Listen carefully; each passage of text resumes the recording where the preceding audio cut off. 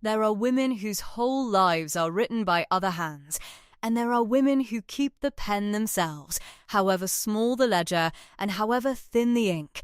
And on a wet grey morning in Shrewsbury, in the last cold week of November, a stranger she had met but twice reached out from beyond the grave and named Eleanor Wren the mistress of a house upon the Dorset coast that she had never seen, and could not, for the life of her, imagine why she should be given. But that revelation lay an hour off yet, behind a sealed fold of vellum and a band of red wax, and Eleanor did not know it as she stood beneath the dripping eaves of a chandler's awning on Mardol and looked up at the narrow windows of the solicitor's chamber to which she had been so unaccountably summoned.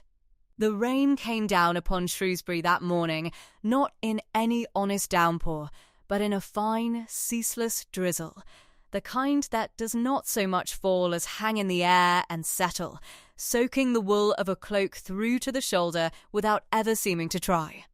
The river ran high and brown below the town, and the smoke of 10,000 sea-coal fires lay flattened over the rooftops, so that the whole place smelt of damp stone and coal and the sour sweet of fallen leaves trodden into the gutters. The half-timbered houses leaned together across the lanes like old gossips, their upper stories nearly touching, and the leaded windows ran with water, the small diamond panes blurring the candlelight within to soft gold smears. Eleanor drew her cloak closer at the throat, settled her one good bonnet a half-inch lower against the wet, and crossed beneath the awning to the door marked, in chipped black paint upon a brass-edged board, Mr. Josiah Penhallow, attorney and solicitor. She did not hurry. It was not in her nature to hurry, and it was certainly not in her means. The boots she wore were the only boots she possessed that might be called respectable, and she had learned long ago that a woman who runs through Shrewsbury mud arrives nowhere with her dignity intact. So she walked, composed and unhurried, her gloved hand lifting the iron knocker and letting it fall twice, and she waited with her chin level and her gaze quiet, while somewhere within a chair scraped, and a slow tread came toward the door. Eleanor Wren was 29 that autumn, though the careful stillness of her face might have made a stranger guess older, or, in a kinder light, younger. She was the daughter of the late Reverend Mr. Thomas Wren, who had held a poor living in the hills above Ludlow for 30 years and had died leaving his only child a small shelf of books, a sound education got at his own knee, a gold mourning ring, and almost nothing else in the world. Her mother she scarcely remembered. There had been no fortune to settle upon her, no aunt with expectations, no brother to make a home for her. What there had been, instead, was a long and graceful descent into the genteel poverty that is the particular inheritance of clergymen's daughters, that vast invisible sisterhood of women bred to be ladies and left without the means to live as ladies are supposed to live. Eleanor had met it not with despair, which would have been undignified, nor with resentment, which would have been useless, but with a kind of clear-eyed practicality that those who knew her best had learned to call simply her composure. For composure was the word that everyone reached for, sooner or later when they tried to describe Miss Wren. She did not flutter. She did not exclaim. In a household thrown into uproar by a lost key or a burnt joint or a sudden caller, she was the one still point, the one voice that stayed level, the one pair of hands that did not shake. She kept her own small accounts in a marbled notebook scarcely larger than her palm, every shilling entered, every penny squared at the month's end, so that she always knew, to the farthing, exactly how she stood in the world, and she stood generally very near the edge. She mended her own gloves rather than buy new ones, setting the tiny stitches by candlelight with a patience that was itself a kind of pride, so that the worn places hardly showed unless you knew to look. She turned her gowns and pressed her ribbons and made one good bonnet last 3 seasons by the simple expedient of never letting it come to harm. None of this did she do with martyrdom. She did it because it wanted doing, and because the doing of small things well was, she had found, the surest defence a poor woman had against the slow erosion of her own self-respect. For the past 4 years she had been companion to old Mrs. Caruthers of Quarry Place, a querulous, deaf, and not unkind widow who paid her £30 a year and her keep to read aloud, to write letters, to manage the lower servants, and to be, in the long grey afternoons, simply present. It was not a hard place, as places went, but it was a dependent one, and Eleanor had no illusions about its permanence. Mrs. Caruthers was failing. The physician had said as much, in that grave and rounded way physicians have, and the old lady's married daughter had already begun to speak.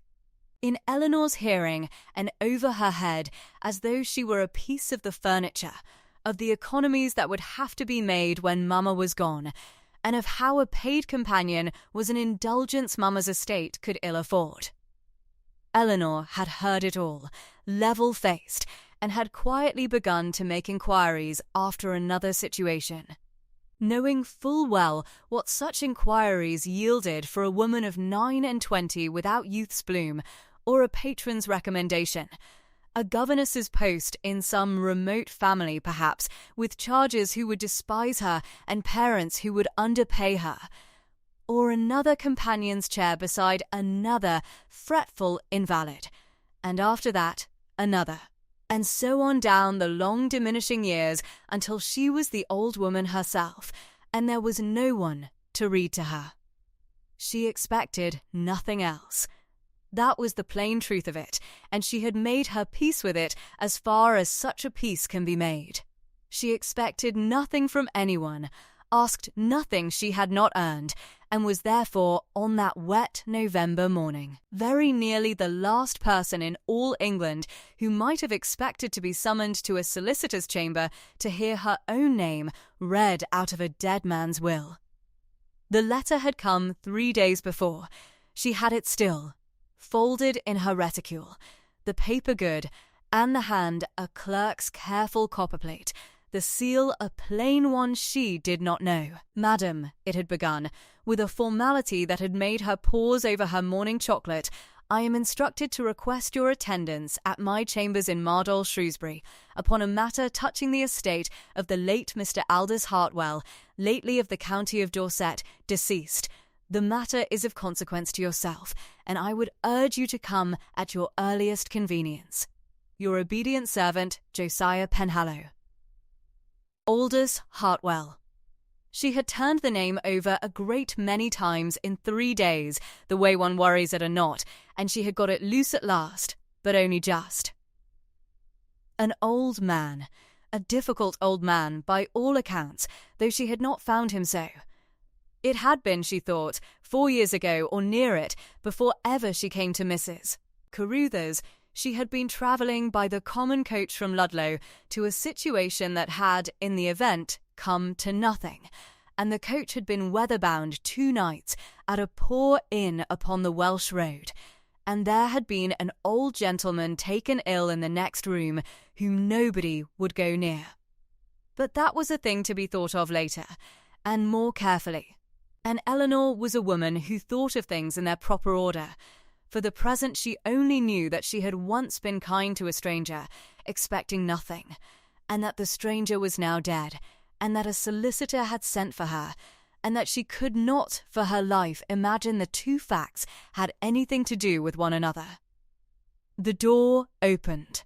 A clerk stood there, a thin young man with ink on his fingers and a green eye-shade pushed up into his hair, who looked at her, took in the wet cloak and the plain bonnet and the level grey eyes, and adjusted his manner downward by some small but perceptible degree, as clerks will.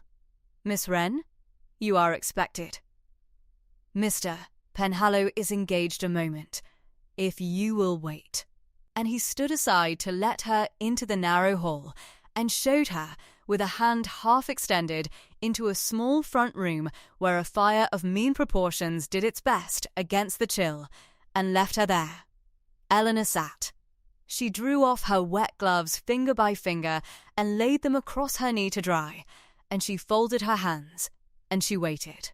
And because waiting was a thing she had a great deal of practice in, she did what she always did, which was to look about her and to remember what she saw.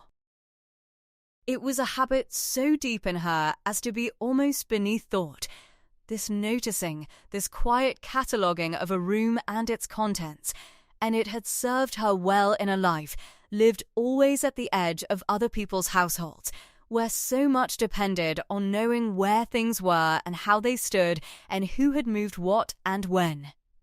The room was a lawyer's waiting room, and looked it, panelled in dark oak gone nearly black with age and smoke, the panels here and there warped from the damp so that they no longer sat quite true.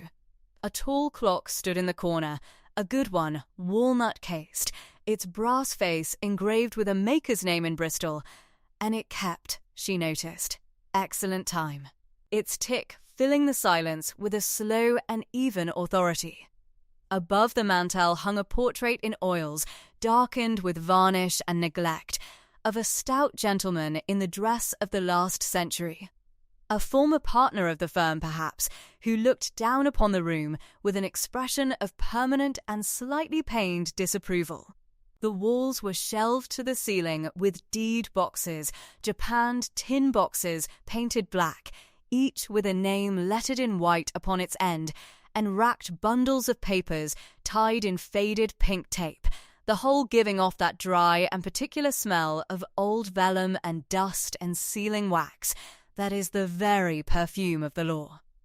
And because she could not help it, because her eye went always to the thing out of place as a tongue goes to a sore tooth, she noticed that one of the deed boxes was misshelved. It sat among the H's between Harborne and Hewitt, but its lettered name read Fenwick, and it had been pushed in crooked, its lid not quite seated, a corner of paper protruding.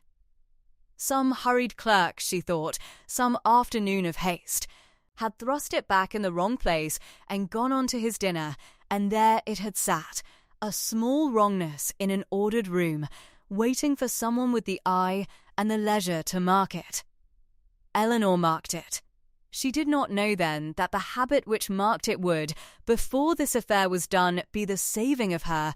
She only knew that the box was out of place, and she filed the knowledge away. As she filed everything, against the chance that it might some day matter. The clock in the corner told off a quarter hour with a soft single chime, and presently the inner door opened and the clerk reappeared, and said that Mr. Penhallow would see her now, and Eleanor rose, and gathered her damp gloves, and went in. Mr.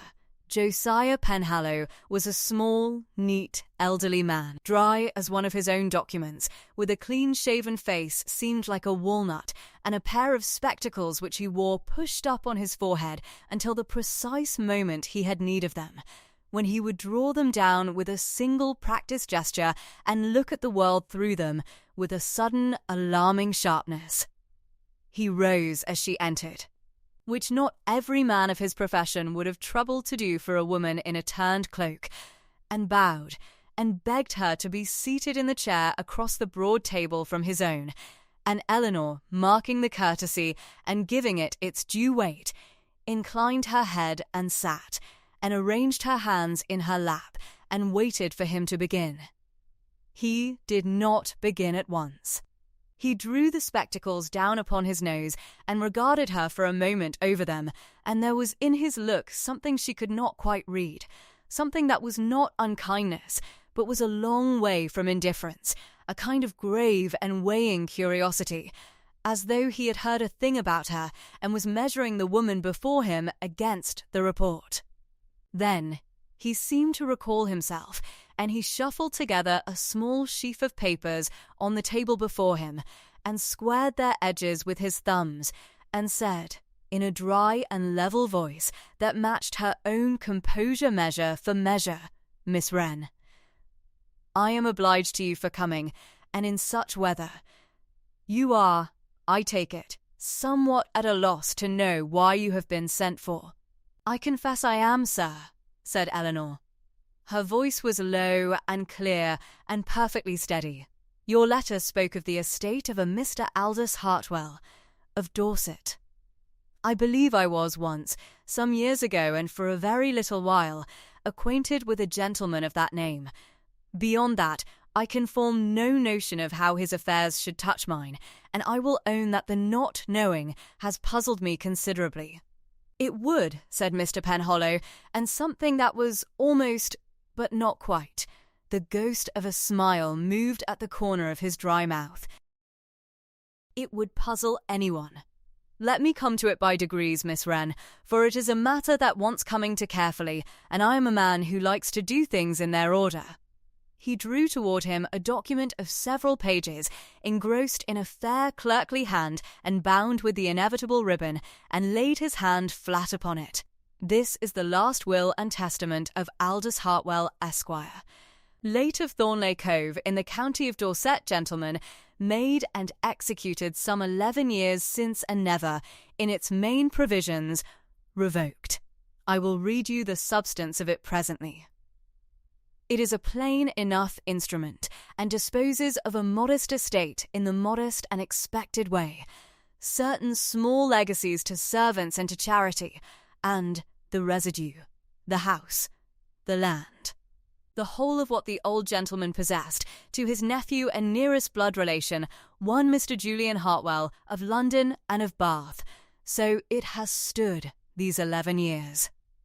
So, I do not doubt, the said Mr. Julian Hartwell has long and comfortably understood it would always stand." He paused and drew breath, and his sharp old eyes came up over the spectacles and fixed upon Eleanor's face with a deliberate and unmistakable significance. "But that, Miss Wren, is not the whole of the matter. For some 4 months before his death, in the July of this year, when he knew himself to be failing, and had, I think, been thinking long and hard upon certain things, Mr. Hartwell came to me here in this room, and sat where you are sitting now, and instructed me to draw up a codicil to that will. A codicil, you will understand, is an addition, an instrument that does not cancel the will, but amends it, and takes precedence over whatever in the original it touches upon.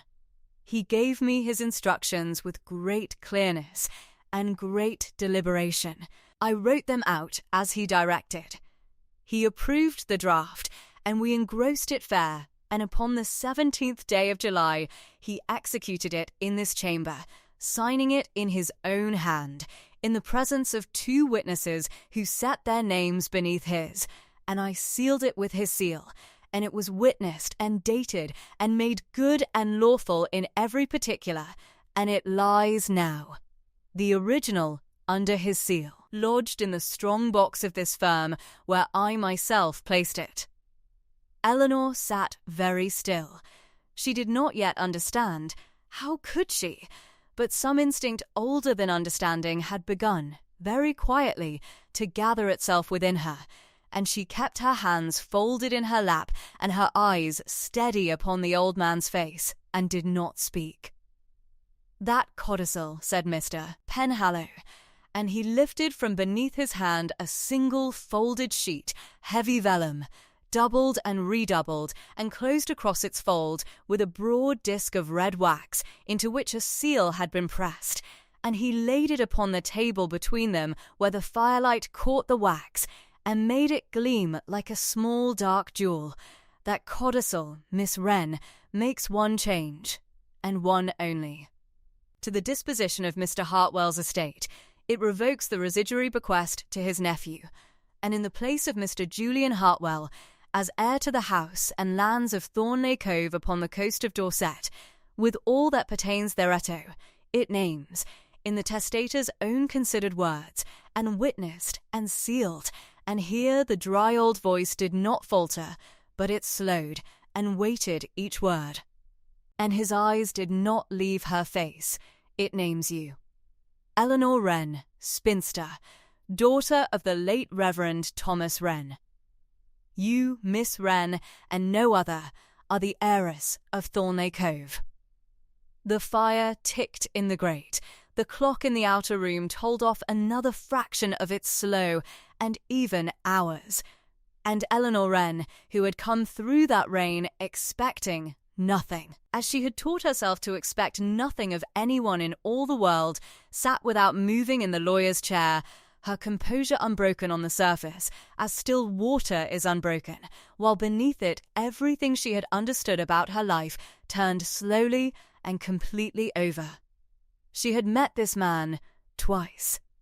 She was almost sure it had been only twice. She had returned him a kindness that cost her nothing, and that she had long since half forgotten, and asked nothing, and gone her way. And he had remembered, and he had said nothing to her of it, ever, and he had gone home to his house above the sea, and carried the memory of it 4 years in silence, and at the last he had set his name and his seal to it, and made it law. Why? The question rose in her, clear and cold and enormous, the only question there was. Why her?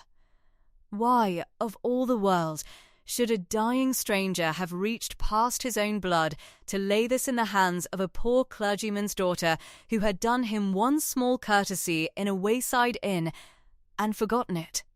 She did not know. She looked at the red seal gleaming on the dark table, and at the dry old face watching her so carefully across it, and she folded her hands the more quietly in her lap, and she did not yet know. But she resolved, in that first composed and astonished silence, that she would. It was a long moment before she spoke, and when she did her voice had lost nothing of its evenness, though Mr. Penhallow, who had watched a great many men and women receive a great many pieces of unexpected news across that table in the course of his long career, marked privately that she was the first in his memory to receive such tidings without so much as a hand creeping to the throat. "You will forgive me, sir," she said, "if I do not at once know what to say.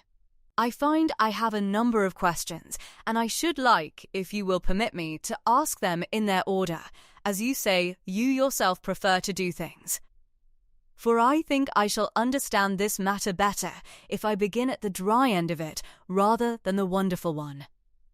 "The dry end," said Mr. Penhallow, and now the ghost at the corner of his mouth came nearer to a true smile than it had yet ventured, "is precisely where a sensible person begins. Ask, Miss Wren, and I will answer you as fully as I am able, which I must warn you beforehand is not so fully as either of us might wish. There are matters here I can lay before you with perfect certainty, and there are matters upon which I can only tell you what I myself believe. And I should be a poor adviser to you if I muddled the one with the other. Ask, then first," said Eleanor, and she looked at the folded vellum with its disc of red wax lying upon the dark wood between them. "Tell me of the instrument itself. You said it was witnessed, and dated, and sealed, and lawful in every particular. I should like to know exactly how it stands, sir, and how strong a thing it is, and where it sits in the law beside the older will, because I find I had rather know the worst of its weakness now than be surprised by it hereafter." The old man drew the spectacles a fraction further down his nose and regarded her over them with frank approval. "That," he said, "is a better question than 9 men in 10 would think to ask, and you ask it before you have so much as asked how large the house is or what it is worth, which tells me something of you, Miss Wren, that I had already half guessed. Very well. I will tell you how it stands." He laid 2 fingers upon the codicil, not opening it, but as a man lays his hand upon a thing he means to vouch for. A codicil, as I have said, is an amendment to a will, and the law treats it with exactly the same gravity as the will itself, and requires of it exactly the same solemnities. It must be in writing. It must be signed by the testator, or by another in his presence and at his direction, which was not here the case. For Mr. Hartwell signed with his own hand, and a firm hand it was. And the signature must be made or acknowledged by the testator in the presence of 2 or more witnesses present at the same time, who must themselves then sign in his presence. All of this was done. Mr. Hartwell sat where you sit and signed his name in my presence and in the presence of 2 witnesses whom I had asked to attend for the purpose. They watched him sign. He acknowledged the signature to them as his own, and the instrument as his act and deed. And then, while he watched, each of them in turn set his own name beneath, as witness. There is no flaw in the form of it, Miss Wren. I have drawn and witnessed such instruments for 40 years, and I tell you that this one is as sound as the law of England can make a thing. And the date, said Eleanor, the 17th of July of this present year, written in the body of the instrument, and again beside each witness's hand, so that there can be no question of when it was done. He died upon the 3rd of October, Miss Wren, near 11 weeks after, so that no man can say it was the scribbling of a deathbed snatched from a mind already going. He had 11 weeks of life in him yet when he made it, and he was about his own affairs in all that time, and gave no man cause to think him other than himself. And the witnesses. You said 2. Who were they, sir? And here, almost without thinking, Eleanor drew from her reticule the small marbled notebook that went everywhere with her, and a stub of pencil, and held them ready, and Mr. Penhallow saw the gesture, and approved of it too, and waited courteously until she had her page open before he answered. The one, he said, was my own clerk, Mr. Daniel Coker, whom you saw in the outer office not a quarter hour since, the young man with the ink upon his fingers. A steady fellow, and one who has witnessed, I should think, 100 such instruments, and who will swear without a tremor that he saw Aldous Hartwell sign in his right mind. The other, and here the old lawyer's voice took on a shade of particular weight, the other was a gentleman of this town whose word no court in the kingdom would think to doubt, Dr. Andrew Mate, a physician of long standing and excellent repute, whom I asked to attend not only as a witness to the signature, but, in plain truth, as a witness to the man. For I will tell you, Miss Wren, what I do not tell every legatee, because I think you have the sense to bear it. I foresaw, even in July, even as the ink was drying, that this instrument might one day be quarrelled with. And so I took the precaution of having a physician in the room, a physician who could afterwards say, upon his oath and his professional honour, that he had observed Mr. Hartwell closely throughout, and had found him clear in his speech, sound in his memory, exact in his understanding of what he did, and of the extent of his property, and of the persons who might have looked to benefit by it, which is the very test the law applies to a testator's capacity, and which Mr. Hartwell met. In Dr. Mate's considered judgment, completely, I have Dr. Mate's account of it, written and signed that same day, lodged with the Codicil. I do not leave such things to memory. Nor, said Eleanor quietly, looking up from her page, do I. And for an instant something passed between the dry old lawyer and the composed young woman across his table, some recognition each of the other. 2 people who kept their accounts squared and their papers in their order and trusted nothing to the fond and slippery keeping of mere recollection, and Mr. Penhallow inclined his head a little, as a man does who has found unexpectedly an ally. And the original, she went on, the sealed sheet itself, it lies, you said, in the strong box of this firm, under his seal and under my own lock, and entered in my register the day it was made. What you see upon the table, he touched the folded vellum again, is the original, I had it up from the strong box this morning that you might see with your own eyes the thing that concerns you. It does not leave this chamber, Miss Wren, and when our business is done, it goes back to the box. A true copy you shall have, and welcome, for you have a right to it. But the original I keep, for the original is the whole of the matter, and a wise man does not let the whole of a matter out of his own keeping.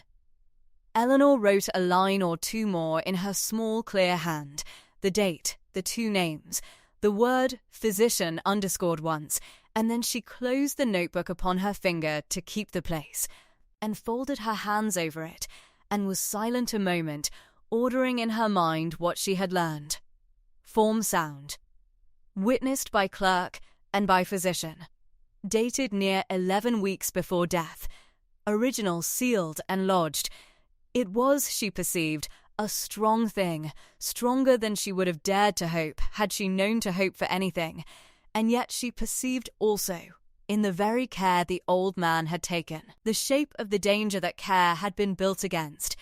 One did not fortify a house against an enemy one did not expect. She set the thought aside, in its order to be taken up again, and lifted her eyes once more. "Then I will ask the other question, sir," she said. "The wonderful one that I put off. Who was Aldous Hartwell? For you perceive I scarcely knew him, and it seems I must have been, to him, a person of some consequence, and I cannot bear to be the heir of a man I do not understand. Tell me who he was." And Mr.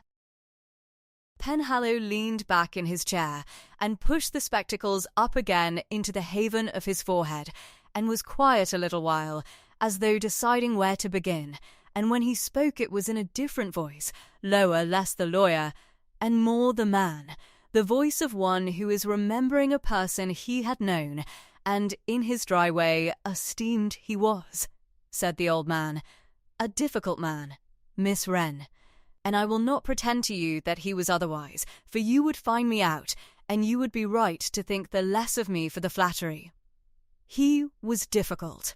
He was blunt past the point of rudeness, and impatient of fools, and he had a tongue that could take the skin off a man, and he had quarrelled in his time with very nearly everyone who had ever had the keeping of him.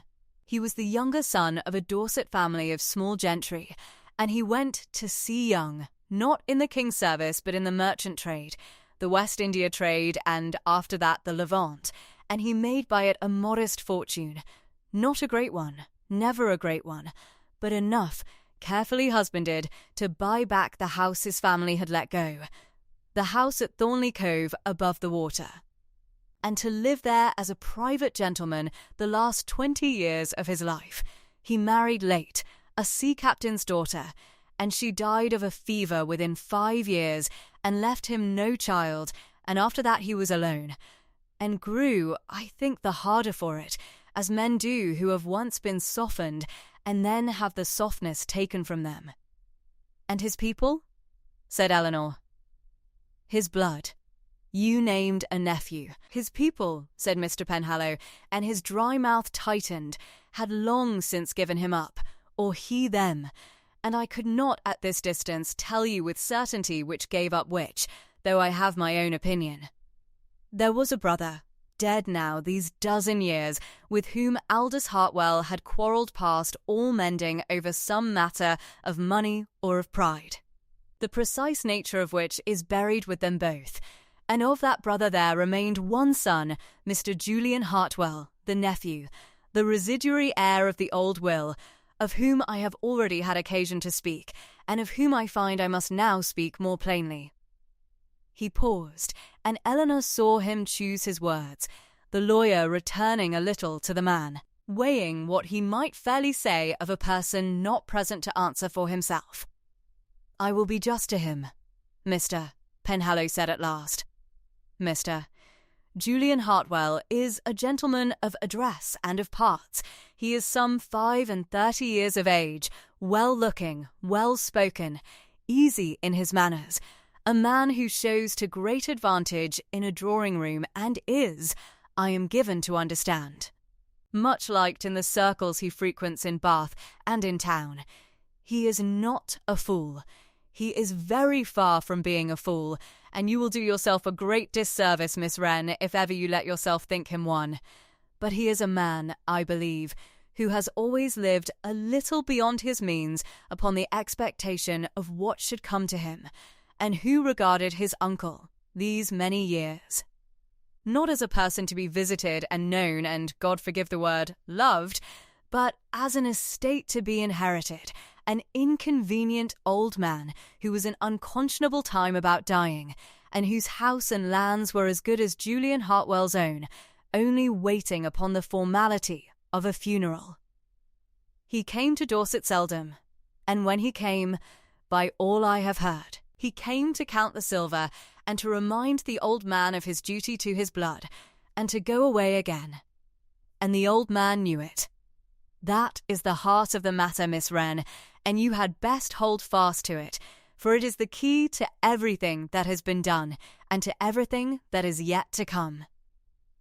The old man knew precisely what his nephew was, and what his nephew thought of him, and how his nephew waited, and the old man, at the last, would not have it. Eleanor was very still. And so, she said softly, he reached past his blood.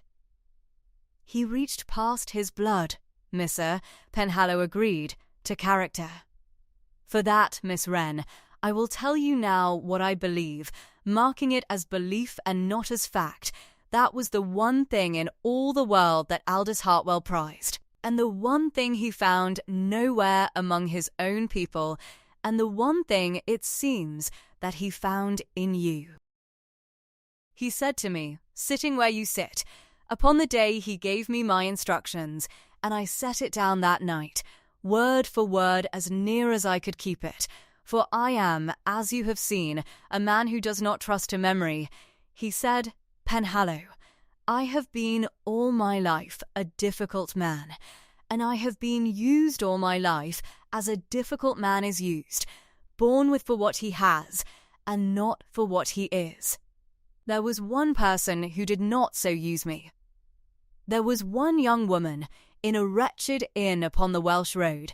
In a week I was like to have died, and not a soul would come near for fear of the catching, who came near, and was civil to me as to a man, and not a corpse in waiting, and read to me, and asked me nothing, and went her way, and never knew my name, nor cared to. I have thought of her these 4 years. She does not know she is in my thoughts.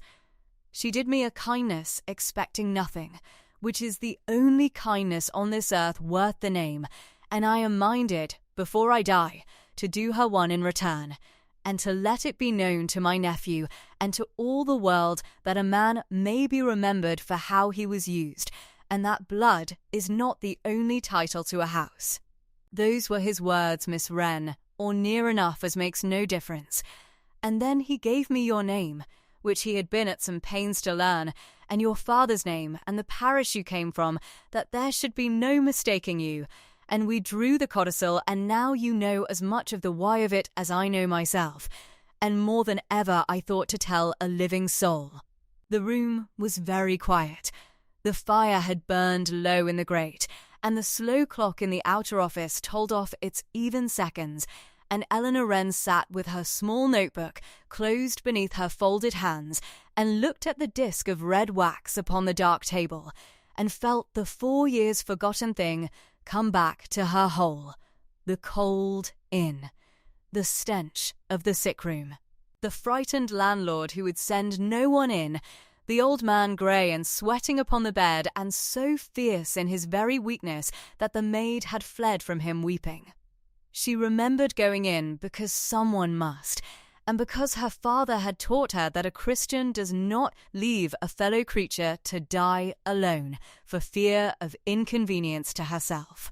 She remembered bathing his temples with vinegar water and reading to him from the only book the inn possessed, which had been a tedious book of sermons, until his breathing eased and he slept.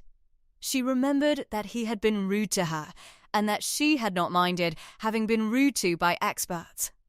She remembered going on her way when the coach was freed, 2 mornings later, without ever learning his name or thinking to give her own, and never once in 4 years supposing that the cross old gentleman had so much as recalled her face. She had done it expecting nothing. That had been the whole of it. And it came to her now, sitting in the lawyer's chair, that of all the prudent and careful and self-protecting things she had done in her guarded life, the one that had borne this astonishing fruit was the one she had done for no reason at all, but that it was right. "I see," she said at last, and her voice was not quite so steady as it had been, though she mastered it on the instant. "I see, sir. I thank you for telling me. I think I shall be a long while understanding it, but I see." "There is one thing more I am bound to tell you," said Mr. Penhallow, and the lawyer came back fully into his voice now, dry and grave, "and it is not a pleasant thing, and I would not be doing my duty by you if I softened it. Mr. Julian Hartwell has been informed of the codicil. He learnt of it a fortnight since, when the will was read, and he learnt of it, I will not conceal from you, very ill indeed. He had come to that reading certain of his inheritance, as he has been certain of it these 11 years, and he heard instead that a woman he had never seen nor heard of had been set in his place by a sheet of vellum he had never known existed. He said little in the room, he is too well bred to storm. But he came to me afterward, privately, and his manner was such that I have no doubt at all in my own mind what is coming. He will contest it, Miss Wren. He will not sit quiet and see Thornleigh Cove pass to a stranger. He has the means to go to law, and the will to do it, and the kind of address that wins men to his side and makes his case sound reasonable in the telling, and he will say, for there is little else he can say, that you worked upon a sick and failing old man, that you practiced upon his loneliness and his gratitude, that you are a designing woman who fastened upon a fortune. None of which is true, all of which a clever man may make to sound true, if he is let. I tell you this now, plainly, at the outset, so that you may go into the thing with your eyes open and not be ambushed by it, for it is no light matter to be the heiress of Thornleigh Cove, Miss Wren. It is to be from this day the woman that Julian Hartwell means to break. And Eleanor Wren, who had come through the rain expecting nothing, and had been given a house above the sea, and had now been promised a war for the keeping of it, sat a moment longer in the lawyer's chair, and then she did a thing that Mr. Penhallow remembered ever afterward, and spoke of in his dry way to the end of his days as the moment he knew the old man had chosen rightly. She did not pale. She did not protest, nor wring her hands, nor ask whether she might not give the dreadful thing back and be left in peace. She opened her small marbled notebook again upon her knee, and uncapped her pencil, and looked up at him with her level grey eyes perfectly clear and steady, and said, "Then I had better understand the whole of it from the beginning, sir, and keep an account of it as I go, for I find that a thing well written down is a thing half defended. Will you let me copy, before I leave this room, the names of the witnesses, and the dates, and the substance of the codicil, and Dr. Mate's account, and any paper else that bears upon the matter? I will trouble you for nothing I am not entitled to. But I find I should like to begin as I mean to go on. If Mr. Hartwell means to make a quarrel of my character and the old man's mind, then I will meet him with the truth of both, set down in order, and the truth, sir, in my experience, keeps better than memory, and travels further than charm. Let us begin." Mr. Penhallow looked at her a long moment over the table, and then he reached for a fresh sheet of paper and drew the inkstand toward them both, and there was in his seamed old face a satisfaction as deep and quiet as her own composure. "Miss Wren," he said, "I begin to think that the late Mr. Aldous Hartwell was an even shrewder judge of character than I had given him credit for. Let us begin." And so they began, there in the failing afternoon light of the Shrewsbury chamber, the rain still soft upon the leaded glass and the slow clock keeping its even time, and Eleanor copied, in her small, clear, unhurried hand, every name and every date and every word that bore upon the matter of Thornleigh Cove, and squared the page, and folded the copies away with her notebook in her reticule against her breast. And it was full dark, and the lamplighter going his rounds along Mardol with his little ladder and his pale flame, before she came out again into the wet street, the mistress now in law of a house she had never seen, with a war ahead of her and a dead man's faith behind her, and turned her composed face at last toward the south and the coach and the sea. The road south is a long one, and Eleanor Wren had time upon it to grow used, by slow degrees, to the strangeness of her own circumstances, though I do not think she ever wholly succeeded, for there is a particular labour of the mind in carrying a great alteration of one's fortunes about with one through the small ordinary hours of a journey. The changing of horses and the taking of cold mutton at the inns, and the watching of one county give way to another through a rain-streaked window, and she found that the fact of Thornleigh Cove would lie quiet within her for an hour together, and then rise up again of a sudden, when she was thinking of nothing, and make her catch her breath as though she had missed a step in the dark. She did not indulge it. She had her notebook, and at every stage she opened it and looked over what she had copied in the Shrewsbury chamber, the names and the dates and the careful particulars, and set the figures of the affair once more in their order, partly because it was prudent to have them by heart, and partly, if the truth be told, because the dry columns of fact were a kind of railing she could hold to. And a woman who has been handed a house and a war in a single afternoon is glad of something to hold to. So she went south, through the long flat reaches of the western shires and into the deepening green of the Dorset country, and on the fourth day, in the middle of a bright cold morning, with the wind come round at last out of the south and west, she had her first sight of the sea. She had not looked for it to move her so. She had grown up inland, a clergyman's daughter in a parish of small hills and wet meadows, and she had seen the sea but twice in her life, and both times at a distance and in company, with no leisure to attend to it. And now the coach came up out of a fold of the downs upon a high white road, and there it was all at once below and beyond her, the whole grey and silver breadth of the channel laid open to the sky, the light running upon it in long bright bars where the cloud shadows parted, and the gulls going over with their wild forsaken crying, and the wind coming up off the water with a clean cold salt edge to it that she had never in her life tasted before. And Eleanor, who had received the news of her inheritance without so much as a hand to her throat, sat forward in the jolting coach with her gloved hands pressed together in her lap and her grey eyes wide, and was, for the space of a mile, simply and wholly glad, as a child is glad, without prudence and without account. It was the sea.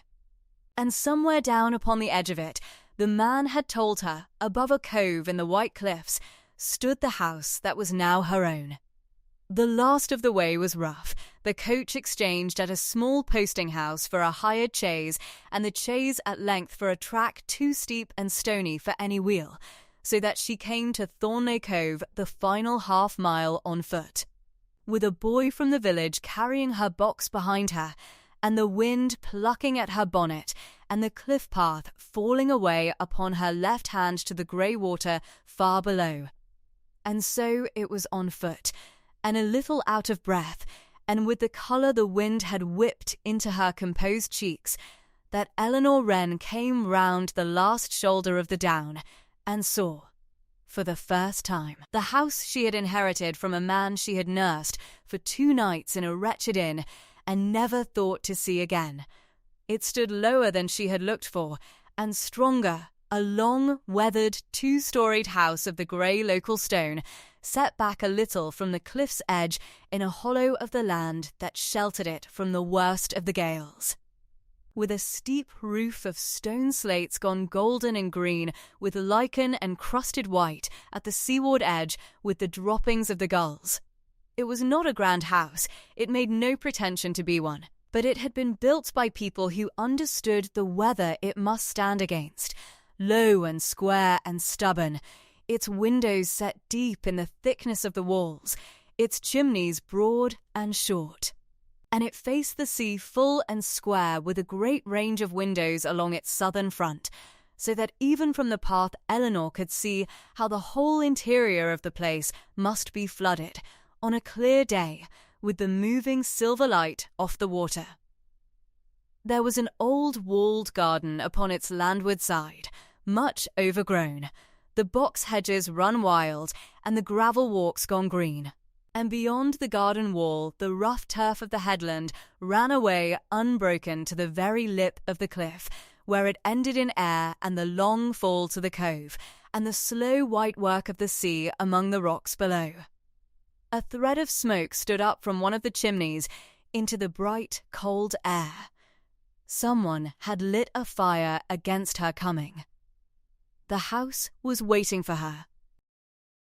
She stood a moment upon the path and looked at it, and did not at once go down, and what she felt, standing there with the wind in her face, was not triumph, and was not even in any simple way joy, but something graver and more searching, a kind of solemn awe at the weight of the thing that had come to her, and a sudden keen consciousness of the dead man, the difficult dead man, who had lived out his last 20 solitary years behind those deep-set windows looking at this same sea, and had thought, in his loneliness, of a young woman who had once been civil to him and had reached out from the very edge of his grave to set her here in his own place. It was a great trust. That was how she came to think of it, there upon the path, and how she thought of it ever after, not a windfall, not a stroke of luck to be spent and enjoyed, but a trust laid upon her by a man who had had no one else to trust, and who had judged, upon the slenderest of acquaintance, that she would be equal to it. She found she was resolved, with a quiet, hard resolution that went down to the bottom of her, that he should not be proved wrong. And then she gathered her skirts in her hand and went down the path to her house. The door opened before she reached it, and an elderly woman came out upon the step to meet her, a spare, upright, white-capped woman of perhaps 60 years, in decent black, with a face weathered and seamed like the house itself, and a pair of shrewd dark eyes that went over the newcomer once, swiftly, head to foot. With no insolence in the look, but a great and unconcealed anxiety, as of one who has staked something upon the answer to a question and means to read it, if she can, before a word is spoken. This was Mrs. Tregonning, who had kept house at Thornleigh Cove for 19 years, through the mistress's short life and the long widowerhood that followed, and who had laid out the body of Aldous Hartwell with her own hands not 3 months since, and who had been waiting, ever since the letter came from Shrewsbury, in an agony of dread to see what manner of woman the lawyers were sending to take the dead master's place. She dropped a curtsy, stiff with rheumatism and with feeling. "Miss Wren," she said, and her voice was not quite steady. "You'll be very welcome, ma'am. We've kept all as it was. We didn't rightly know." And there she stopped, and pressed her lips together, and could not for a moment go on. "Thank you," said Eleanor gently, and put out her hand, which the old woman had not at all expected, and took after a startled instant in both her own work roughened ones. "Mrs. Tregonning, is it not?" "Mr. Penhallow spoke of you to me, and very warmly. I am glad to find you here. I will tell you plainly, for I think we shall do best by being plain with one another.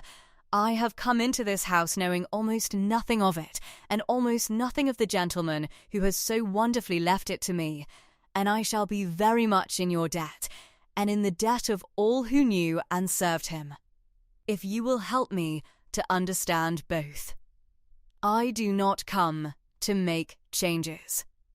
I come, if I can, to keep faith. And at the words keep faith, spoken in that low even voice by the unknown gentlewoman upon the doorstep, something went out of the old housekeeper's rigid carriage, some long-held breath of fear, and her shrewd dark eyes filled suddenly and brightly with tears she was too proud to let fall, and she gripped Eleanor's hand hard, and said only, "Then you'll do, ma'am.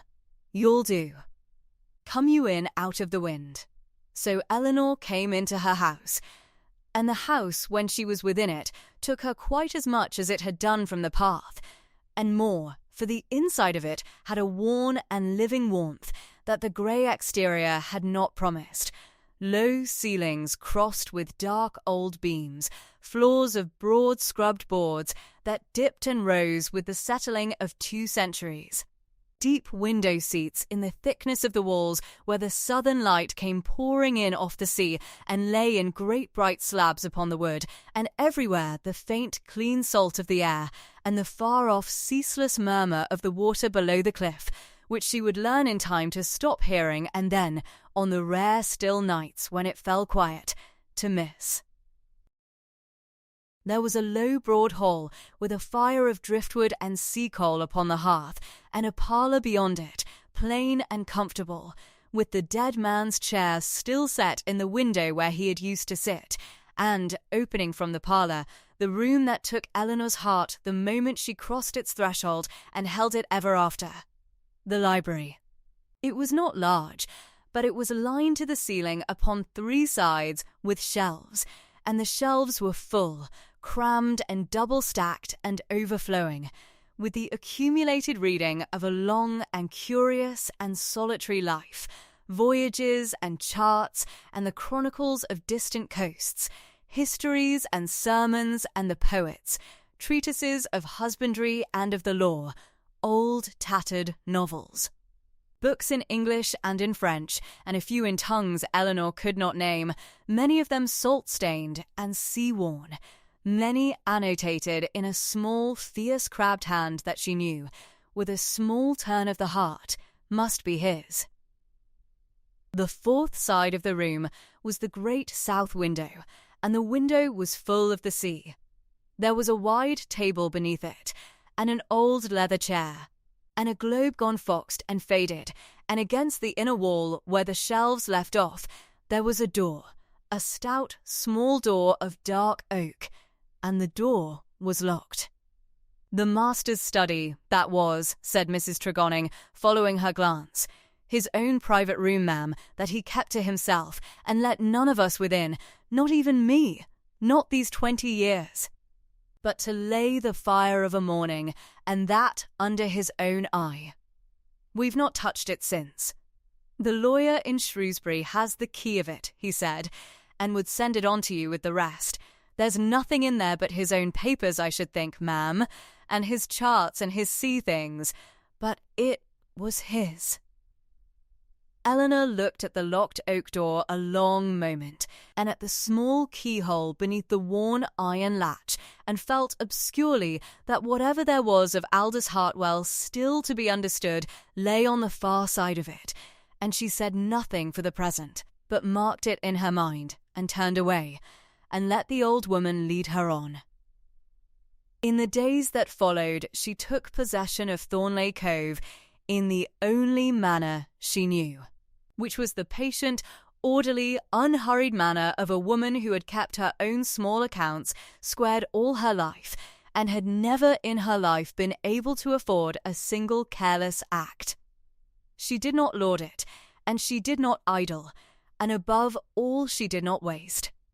She rose early, and she walked the house from the cellars to the cold attics, under the stone roof, and she made the acquaintance of every room and every chimney and every door that stuck in the damp, and she walked the garden, treading down the wet grass of the overgrown walks, marking where the espaliered fruit had run wild upon the south wall, and where a fallen branch had broken the cucumber frame, and where, beyond the garden's end. The turf of the headland wanted only fencing to make a safe paddock, for the cliff edge there was a danger, and the master, Mrs. Tregonning said, had always meant to rail it, and never got to it. And chiefly, in those first days she sat with the books. For there were books of another kind than the library held, and these were the ones that Eleanor sent for first.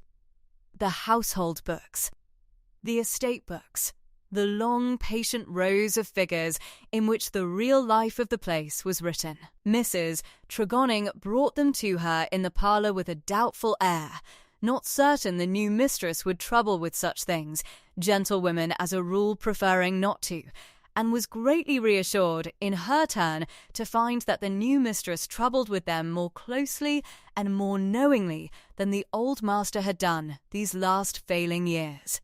For Eleanor went through them line by line, the housekeeping accounts and the tradesmen's bills and the wage book and the rentals of the 3 small tenant farms that made up, with the funds in the consols that Mr. Penhallow held, the modest income of the estate, and she found, as she had half expected, a great deal that was in good order, kept honestly and well by the old woman and by Trembath the steward through the master's long decline, and a certain amount that was in no order at all, arrears uncollected and repairs deferred, and 1 or 2 small leaks of money that no one had had the heart or the authority to stop while the master lay dying.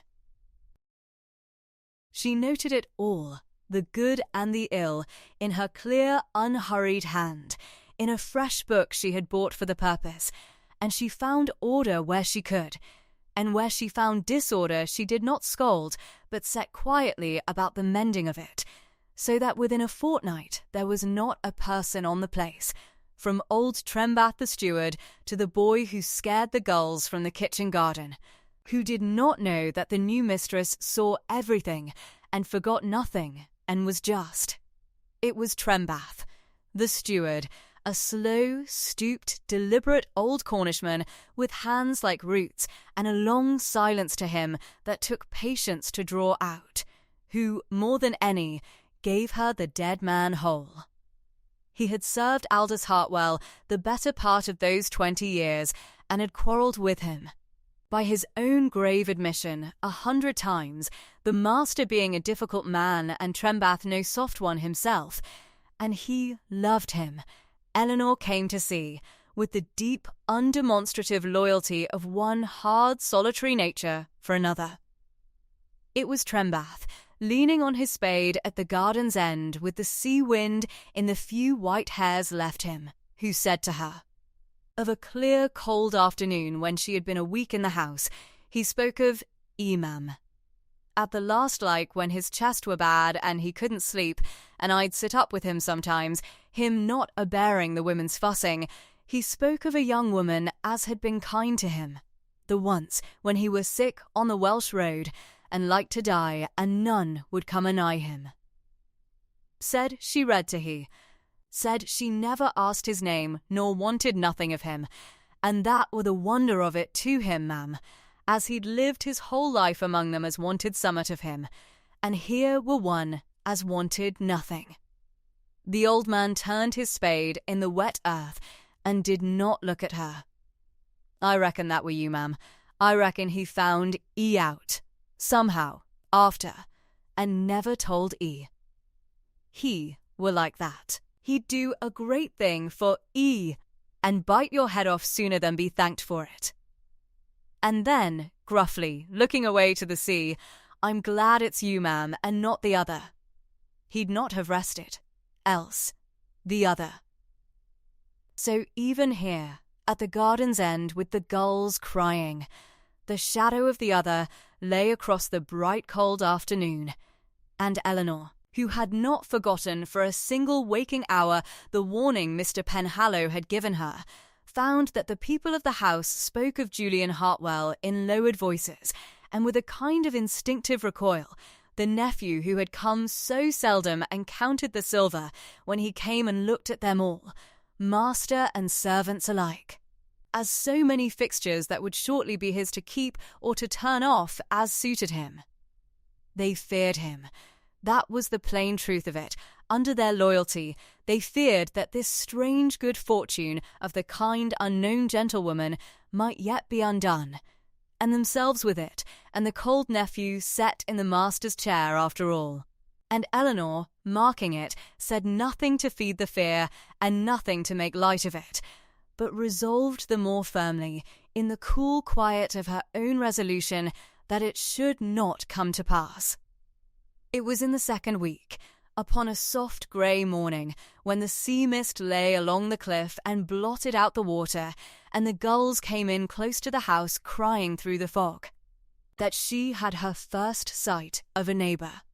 She was in the wild garden, in pattens and an old apron of Mrs. Tregoning's lending, cutting back the dead growth from the fallen frame with her own hands, for she would not sit idle while there was a thing she could mend, when she became aware of a horseman come up quietly to the gap in the garden wall and halted there, and looking, not at the garden, but at her.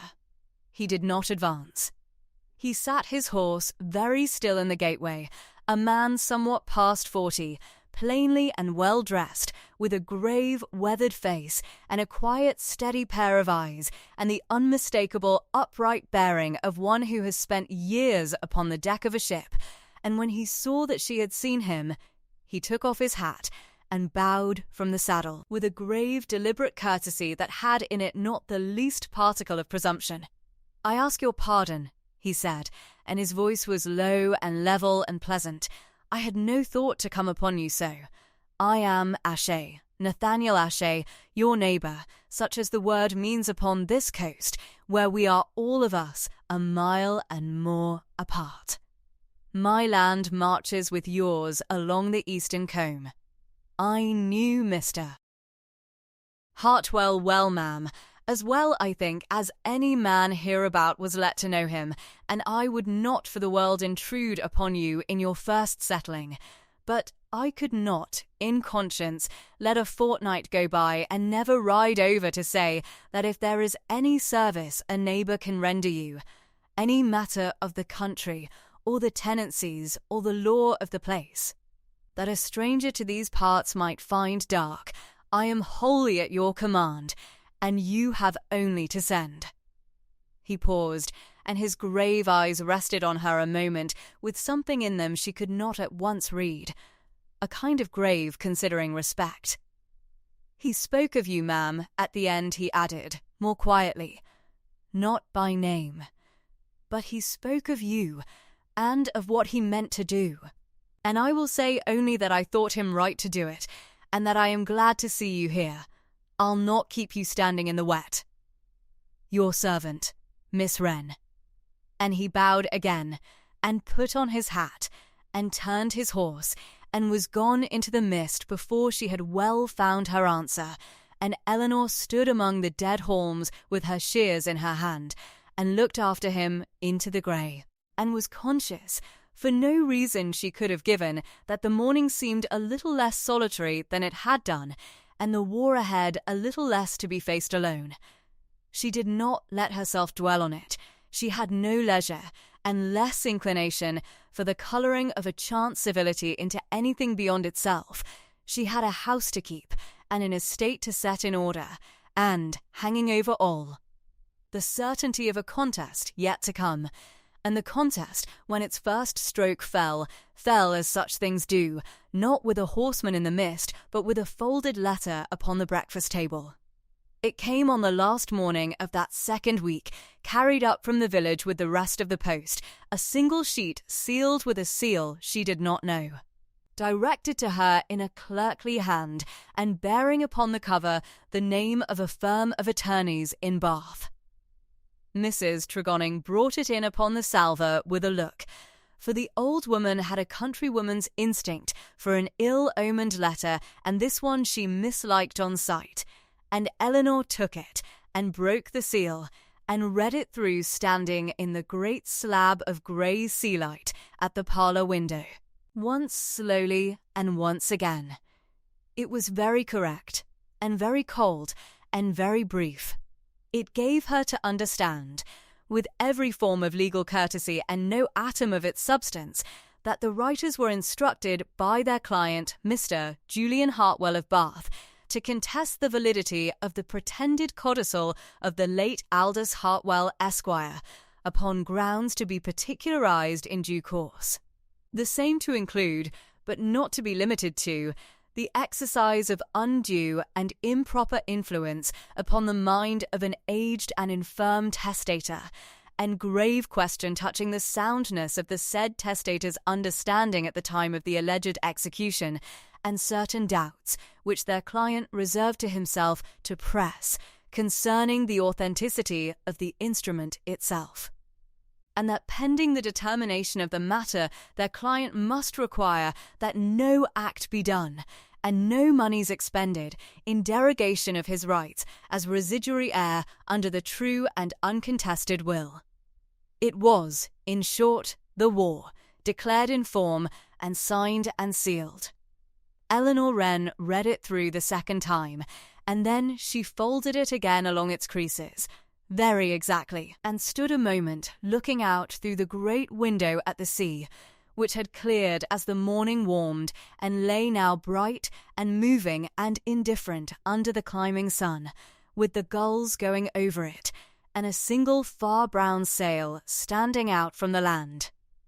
She was aware of Mrs. Tregonning watching her from the doorway with held breath, dreading to see her stricken, and she was aware, under her own perfect outward stillness, of her heart going a little hard and quick, not with fear, she found, examining it honestly, but with something nearer to a cold, clean anger, that the cruel old man's last act of trust should be so dealt with, and his clear mind and her own honest name be made the playthings of a clever cold gentleman in Bath, who had counted the silver and waited for thee. Funeral. She let the anger rise, and looked at it, and set it down in its order, where it would keep, for anger, she knew, was no weapon, and she had better.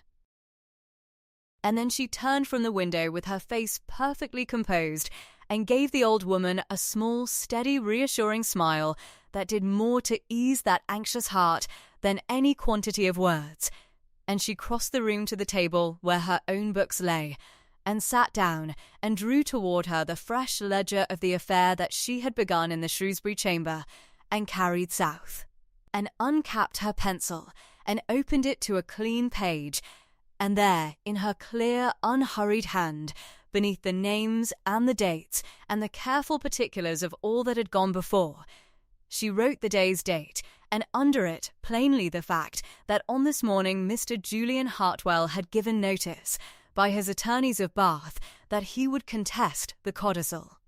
And having written it down, she sat looking at it a moment, and then she began, calmly, point by point, to set beside it what she would need.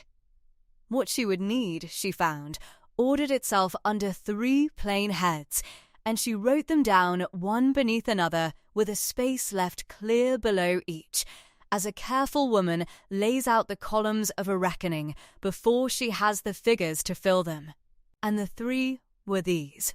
First, the codicil itself, and the manner of its making, the witnesses to it, and where they might be found, and what they could swear to, and the soundness of the dead man's mind and hand upon the day he signed it. Second, the intent of him who made it, for she had begun already to perceive, in her clear, unschooled way, that the law would not greatly care that Aldous Hartwell had been grateful to her, nor that he had been within his rights, unless it could be shown beyond the cavilling of any clever gentleman in Bath that he had known precisely what he did, and had meant, fixedly and freely, to do it. And third, against the worst of the 3 charges, the foul one. the charge that she herself had wrought upon his weakness and bent his failing mind to her own profit, against that she would need to show what she was and what she had been to him, and how little God knew she had ever sought or looked for of his. She wrote the 3 heads down, and looked at them, and capped her pencil, and she was still sitting so very quiet, with the bright sea moving beyond the window, when the thing she had not looked for so soon came to pass, and the war put off its paper and showed her, for the first time, its living face. For it was not above 5 days after the letter from Bath that Julian Hartwell came in his own person to Thornley Cove. He sent no word before him. That was a part of it, Eleanor understood afterward, a deliberate part, of a peace with the whole manner of the man he came unlooked for, of a bright, blustering afternoon, with the wind high and the sea torn white below the cliff, driving himself in a smart hired gig up the rough track as far as wheels would go, and walking the last of it with his greatcoat blown about him. And the first that Eleanor knew of him was Mrs. Tregonning come into the library with her face gone tight and grey, and her hands working in her apron, to say, in a voice pitched low and hard with dislike, that Mr. Julian was below in the hall and would see her. Eleanor was at the great table beneath the south window with her ledgers spread about her, the very ledgers she had been weighing his attack within, and she did not start, and she did not rise in a flurry, but laid down her pencil with a steady hand and sat a moment, ordering herself, as a woman draws a long breath before she steps from a sheltered door into a gale. Then she rose, and put her papers together, and squared them, and closed the ledger of the affair, and set it by, and smoothed her plain grey gown. "And I will come down," she said. "Thank you, Mrs. Tregonning, you need not stay by, but do not go far." He was standing in the middle of the low hall with his back to the driftwood fire when she came down to him, warming the skirts of his coat at it, as though the house and the fire and all were already his own, and turning his head as she entered with an air of leisured appraisal. And Eleanor, coming down the last of the worn stairs into the sea light of the hall, had her first full sight of the man who had set himself to ruin her, and was honest enough, even in that moment, to own to herself that he was nothing like the figure her apprehension had drawn. She had looked, perhaps, for something coarse, something openly grasping, a hard, cold face a woman might recoil from at sight, and what she saw was a gentleman of 35 or thereabout, tall and very well made, with a handsome, open countenance, fair hair worn in the careless, fashionable way, and a frank, ready smile, and an ease and address in his whole bearing that fell upon her. After the rough, kind, plain people of the coast, with a kind of practised polish that was itself a sort of warning. He was handsomer than his dead uncle had ever been.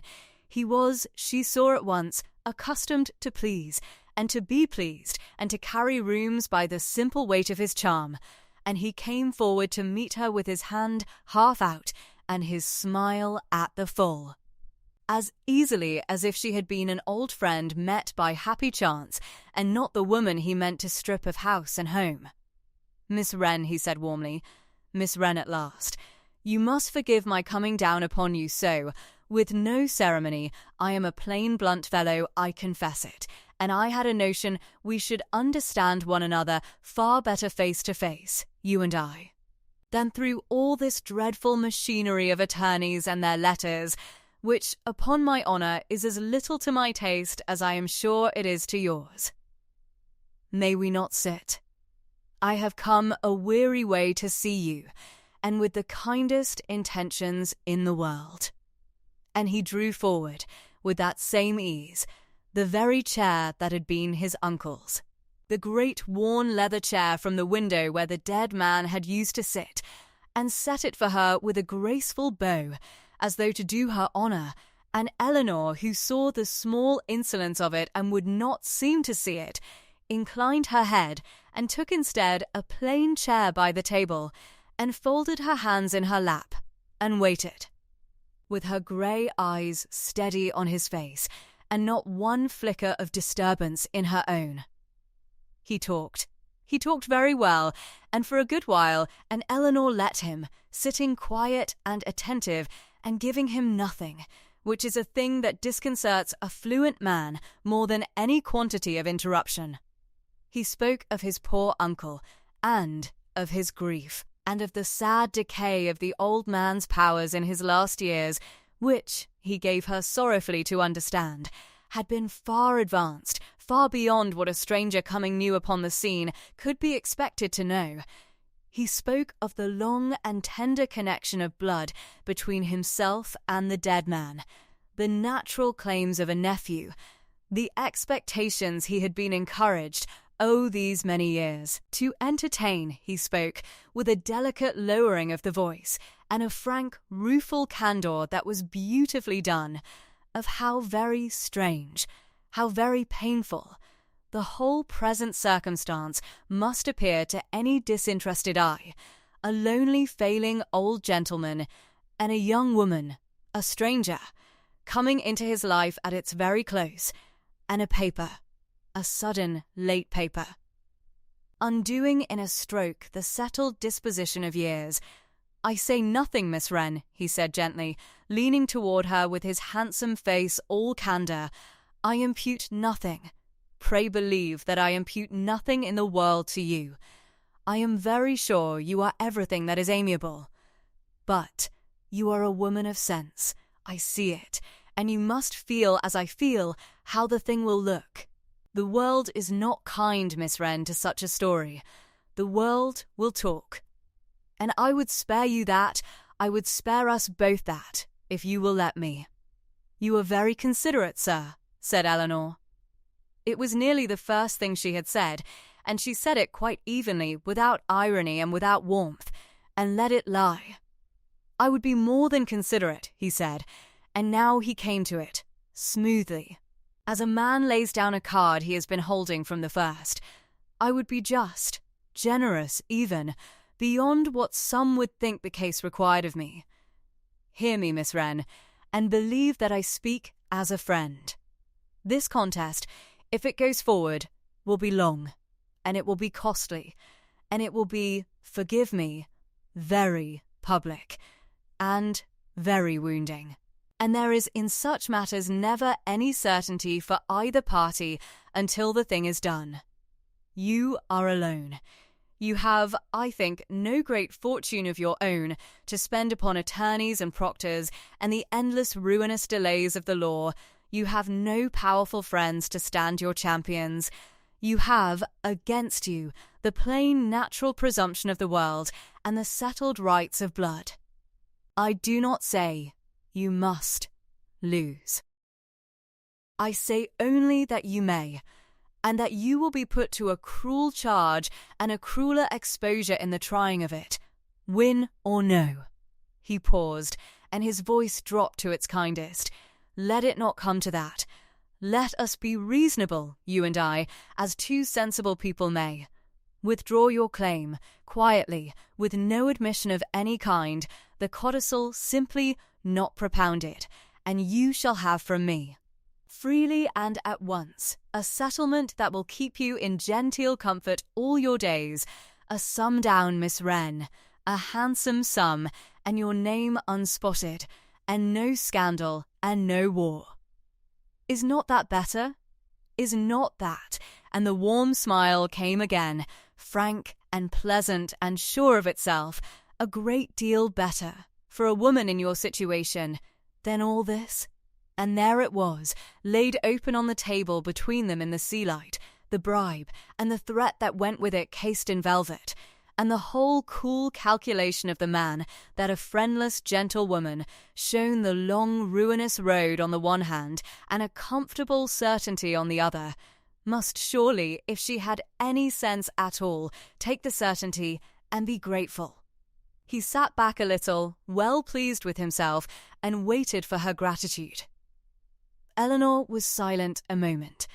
She was silent not because she wavered, she did not for an instant waver, but because she was a woman who weighed her words before she spent them, and because she wished, before she answered, to be quite sure that the anger she felt, the clean, cold anger that had risen in her at the word situation and at the whole gentle insolence of his pity, should not be heard at all in what she said, for she had learned long ago in a hard school of dependence that a woman who shows her anger has already, in the eyes of such men, lost half her cause, and that there is no weapon in the world so quiet or so strong as a perfect composure.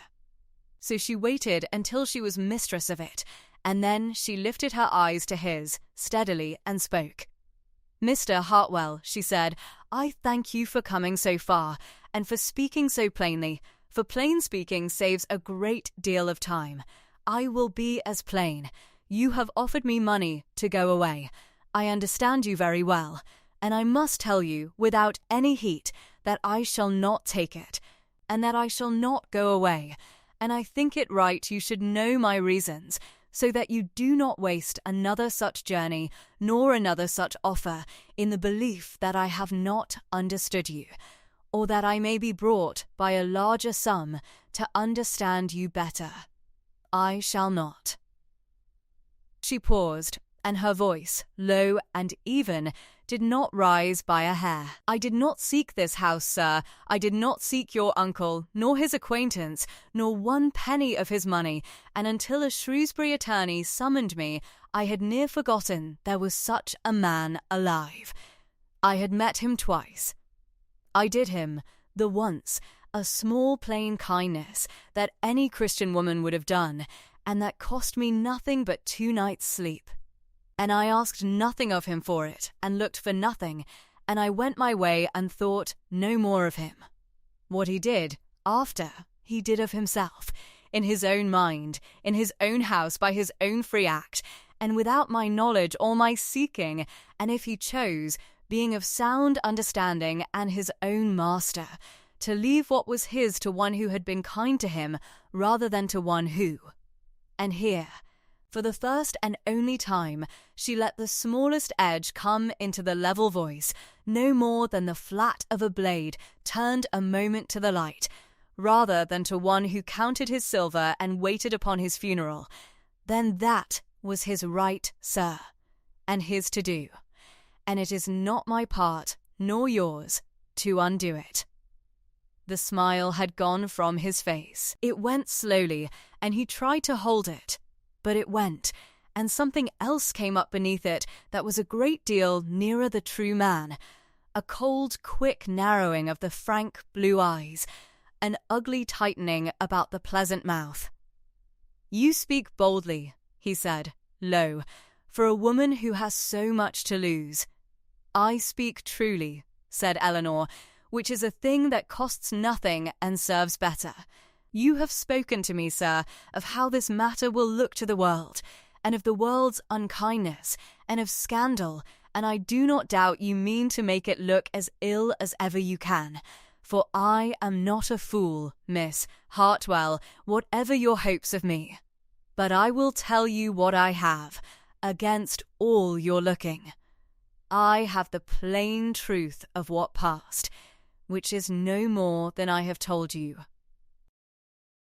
I have, I do not doubt, the witnesses to your uncle's plain sense and his free will, the very people of this house who served him and loved him and saw his mind clear to the last.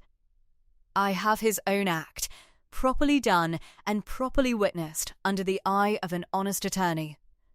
And I have, and here she did not raise her voice, but laid the words down, one by one, quietly, like coins counted upon a board, a great respect, sir, for the law, which is, I have always understood, no respecter of persons, and asks not who is well born and who is friendless, and who can talk the more handsomely in a parlour, but only what the truth of a thing is, and what the right, and which I am very willing, for my part, to let be the judge between us. You have offered me money to keep me from the law.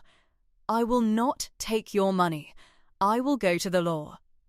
And I think, Mr. Hartwell, that when you are pleased to consider it coolly, you will see that a man with a good cause does not commonly pay so handsomely to keep it from being tried.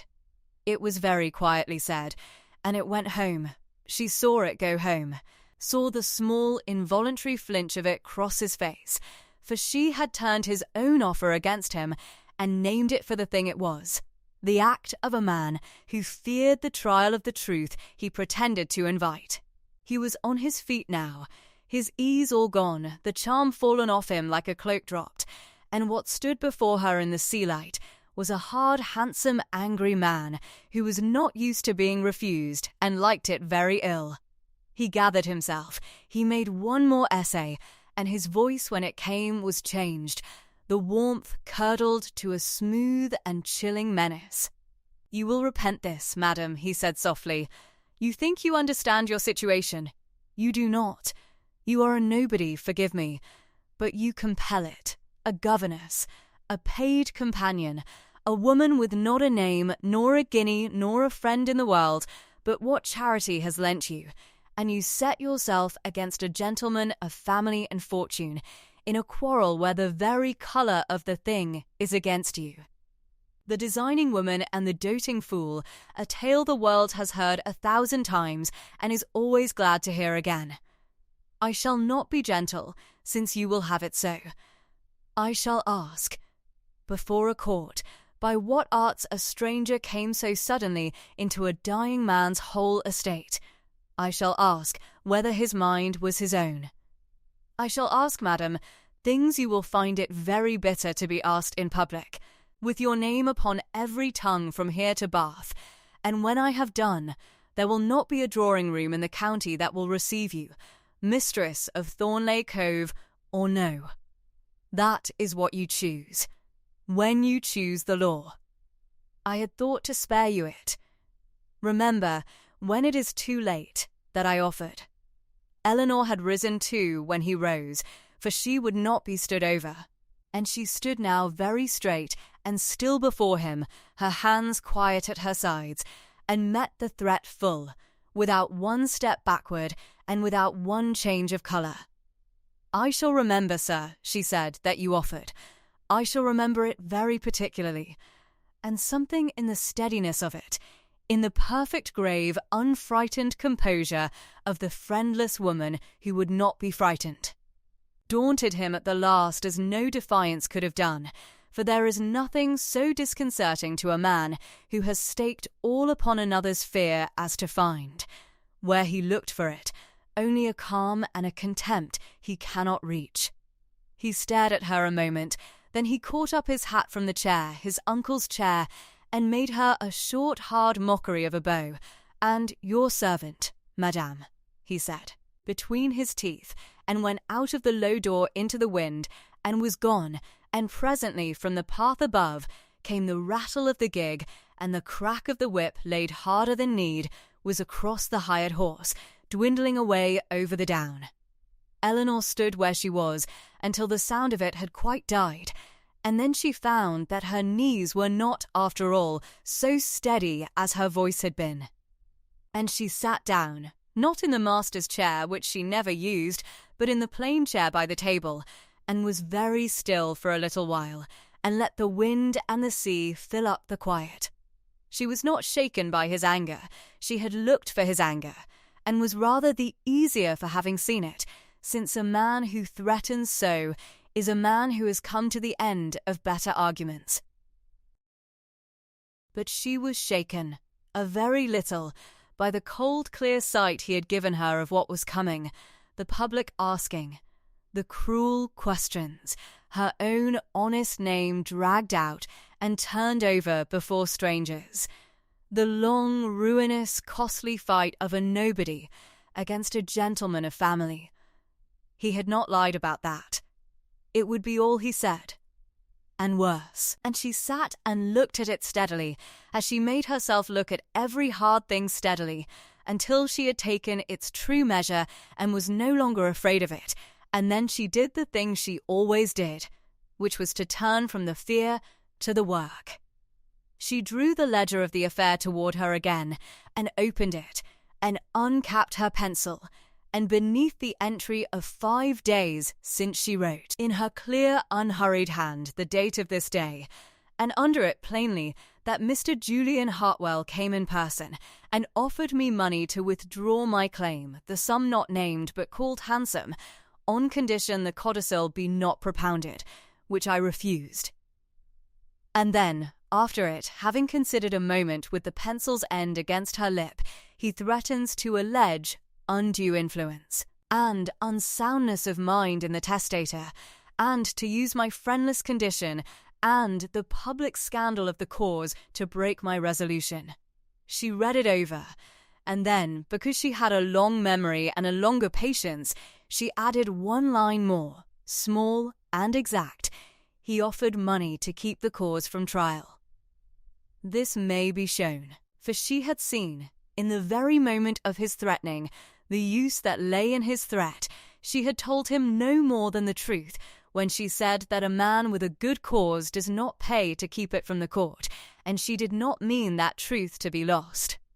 From that hour she began, quietly and methodically, the gathering of her own forces in the only way she knew, which was by paper and by patient honest dealing with people. She went first, that very afternoon, to Mrs. Tregonning, and sat with her in the warm kitchen and drew from her, gently and at length, all that the old woman could tell of the master's last months, his clearness of speech and judgment to the very end, the orders he gave and the accounts he still cast up in his head, and the sharp, dry sense of him that the failing of his body had never touched.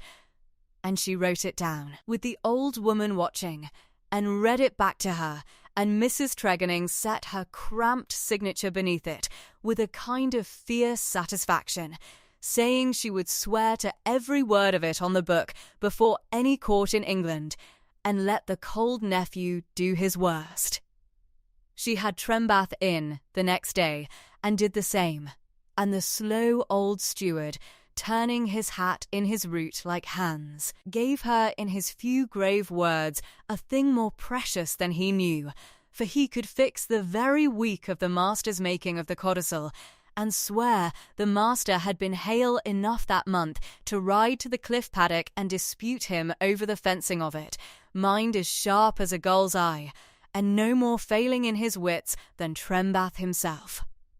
She wrote, too, that same day, to Mr. Penhallow at Shrewsbury, a long, clear, particular letter, desiring of him the names and present dwellings of the 2 persons who had witnessed the codicil, and the exact date of its execution, and his own account, as the man who had drawn and kept it, of the master's understanding and demeanour upon the day, and desiring of him further, with an apology for so troubling a busy man, that he would have made for her a true copy of the instrument itself, that she might study with her own eyes the hand, and the seal, and the form of it.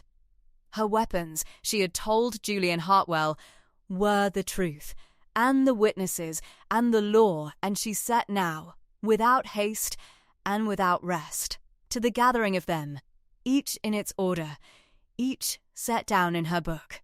And in the midst of that quiet labour, upon the 3rd or 4th day after the nephew's visit, the neighbour came again. She had half looked for him, if she were honest, since the village was small, and a thing such as Julian Hartwell's coming and going in a hired gig could not be hid, and indeed it was the cause of his coming, for Nathaniel Ashe, riding over of a still grey evening, with the courteous, unpresuming manner she remembered, came to the point of his errand with a sailor's plainness once the first civilities were done. He had heard, he said, one heard everything upon that coast, that Mr. Julian Hartwell had been to see her, and that the matter of the codicil was like to be contested, and he would not for the world meddle in what was her own affair and no business of his. But there was a thing he could honestly say, and a thing he could honestly do, and he had thought it his plain duty to come and say them, and let her make of them what use she would, or none. The thing he could say was this, that he had known Aldous Hartwell well these dozen years, and had sat with him, and argued with him, and played at chess with him the very winter before he died, and that the old man's mind, whatever the world might be told of it, had been to the last as clear and as hard and as wholly his own as any man's in Dorset, and that he, Ashe, would say so upon his oath, in any court, before any judge, and be glad of the saying. And the thing he could do, he added, more diffidently, was to put her in the way of the right help, if she would let him, for these matters of a contested will went, he believed, not before the common courts at all, but before the church courts, the proctors and the doctors of the civil law at the Commons in London. A strange and particular jurisdiction that a stranger might well find dark, and he knew, through his own affairs, a prize matter from his service years, an honest and able proctor of that court, a careful man, and no sharper, whom he would be most willing to name to her, or to write to on her behalf, if she thought it might serve. He offered it all very simply, standing in the firelight with his hat in his hand, and he offered it in the right way, which Eleanor marked, and was grateful for past any saying, not as a rescue, not as a strong man stepping in to manage a helpless woman's battle for her, but as one honest person setting a fact and a means within another's reach, and leaving her, with a grave respect, entirely free to use them as her own judgment saw fit. He did not once suppose she could not fight her own cause. He supposed only that she might be glad of a true witness and an honest direction, and he was right. And when he had done, and stood waiting her answer with his quiet, weathered patience, Eleanor looked at him a moment across the firelit hall, and felt again, more strongly than before, that the war ahead was a little less to be faced alone, and felt, too, beneath the gratitude, some other thing she had no leisure and would allow herself no leisure to examine. "I thank you, Captain Ashe," she said, and her voice was steady, but it was warmer than she commonly let it be. "I thank you for both. I will take your witness, gladly, when the time for witnesses comes, and I will take your proctor's name, and be in your debt for it. The matter is to be tried, sir. I have made up my mind to it, and I shall see it through." And so the thing was joined in form at last, the lines drawn and the help engaged, and the cause set fairly toward its hearing before the doctors of the law, and Eleanor Wren that night, before she slept, wrote down the proctor's name in her book, and beneath it the day appointed, far off and certain, when she should have to stand and answer for the dead man's gift before the judges of the dead man's intent. There is a kind of labour that goes forward in no great room and before no great company, but at a small table in lamplight, with a cold pot of tea forgotten at the elbow and the wind worrying at the casement, and it is by that labour, and not by any sudden stroke of fortune or any champion's sword, that quiet women have saved themselves since the world began, and it was to that labour that Eleanor Wren now bent herself, day upon patient day, through the short dark turning of the year. As the contest moved from threat toward trial, she had told the nephew what her weapons were, the truth, the witnesses, the law, and she had not spoken in defiance only, nor to make a brave noise in his face. She had meant it exactly, as she meant all she said, and now she set herself to forge those weapons one by one, in the plain, unglorious smithy of her own diligence, and to lay each by, tempered and sure, against the day she should have need of it. She had no genius for the law, and made no pretence of any. What she had was a clear head, an honest hand, an endless patience, and a habit, bred into her by years of keeping other people's accounts, and her own small reckonings, of trusting nothing to memory that could be set down in ink, and of pursuing a thing once begun. to the very bottom of it. And it was wonderful, as the weeks went on, how far those homely virtues carried her, and how the case that had seemed at first a great dark mountain not to be moved resolved itself, under that steady handling, into a row of separate questions, each of which could be answered if a body would but take the trouble. And she took the trouble. The first head of her three, and the one she could come at soonest, was the matter of her patron's capacity, whether Aldous Hartwell, upon the day he set his name to that codicil, had been a man in the full possession of his understanding, knowing what he did and meaning it, or whether, as his nephew would have the court believe, he had been by then a poor failing dotard whose wandering wits a designing stranger might lead whither she would. And here, the more she gathered, the surer grew the ground beneath her feet. For the truth of the old man's clearness was not a thing she had to manufacture or to colour, but only to collect, lying as it did ready to her hand in the plain memory of every soul who had served him. She had begun with Mrs. Tregenning and old Trembath in the first days. She went now wider and deeper, and with a method in it. She wrote out, fair and careful, the statement of each, in their own words so near as she could keep them, and read it back to them, and amended it where they bid her until each owned it true, and had them set their names or their marks to it before a third to witness.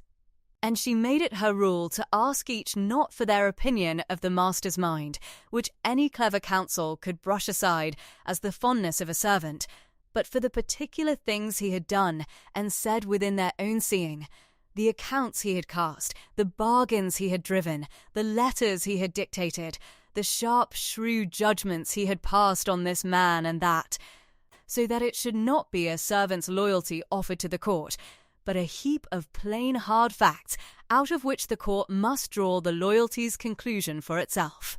She did not stop at the household. There was the physician, Dr. Bellamy of the market town, who had attended the old man in his last illness and closed his eyes at the end, and to him Eleanor went in person, driving the long road in the gig of a fine hard morning, and sat in his cluttered surgery and laid her case before him with a frankness that plainly disarmed a man well used to being approached with cunning. She did not ask him to swear the master sane. She asked him what he had observed, and let him tell it. And the doctor, a dry, just, careful old gentleman who had no love for the Hartwell nephew and a great respect for the dead uncle, told her, and was willing to set down and to swear, that he had found his patient to the very last week of his life entirely clear and rational, troubled in his body and never in his mind, sensible of his danger, composed in the facing of it, giving his directions with a steadiness many a younger and a sounder man might envy, and that he had remarked it at the time, the more because the failure of the flesh was so plainly outrunning any failure of the wit, and had thought to himself, this is a man who will die in his right senses if ever a man did. He gave her, too, unasked, a thing of worth she had not looked for, that some weeks before the end the old gentleman had spoken to him dryly of his will and the disposing of his affairs, and had said the doctor remembered it the better for the oddness of it, that he had at last done a thing he had long had a mind to, and put his estate where it would be valued for itself and not weighed by the ounce, and that there were those who would howl at it, and let them howl. The doctor had not known then what he meant, and had thought it the half-jesting talk of a sick old man. He knew now, sitting across from the quiet grey-eyed woman, and looked at her with a new and thoughtful kindness, and said he would say all this before any court she pleased, and welcome. So the first head built itself, statement upon statement, until Eleanor had in her growing bundled the sworn or to be sworn voices of the housekeeper, the steward, the two indoor maids, the man who had carried the old gentleman's chair to the window each morning, the doctor, and, when at last the long-looked-for letter came down from Shrewsbury, the names and dwellings of the two who had actually witnessed the deed, a respectable apothecary of that town and a clerk in Mr. Penhallow's own office, both of whom, the attorney wrote, retained a perfectly distinct recollection of the occasion, of the testator's collected manner and clear comprehension of the act, and of his having read the instrument over with his own eyes and pronounced himself satisfied before he signed. And against all this, Eleanor thought, turning it over in the lamplight, Julian Hartwell would have to set, what? His own assertion, the bare, unsupported assertion of an interested man who had not been by, that an uncle he had visited but seldom in those years had been failing in his wits, and she did not think, weighing it as coolly as she could against herself, that the bare assertion would weigh very heavy in the scale once the other side of it was filled. The capacity she might call proven, or near enough, and she drew in her ledger a small firm line under the first of her three heads and turned to the second, which was harder and dearer, and which she had not known, until she found it, how dearly she would come to hold it.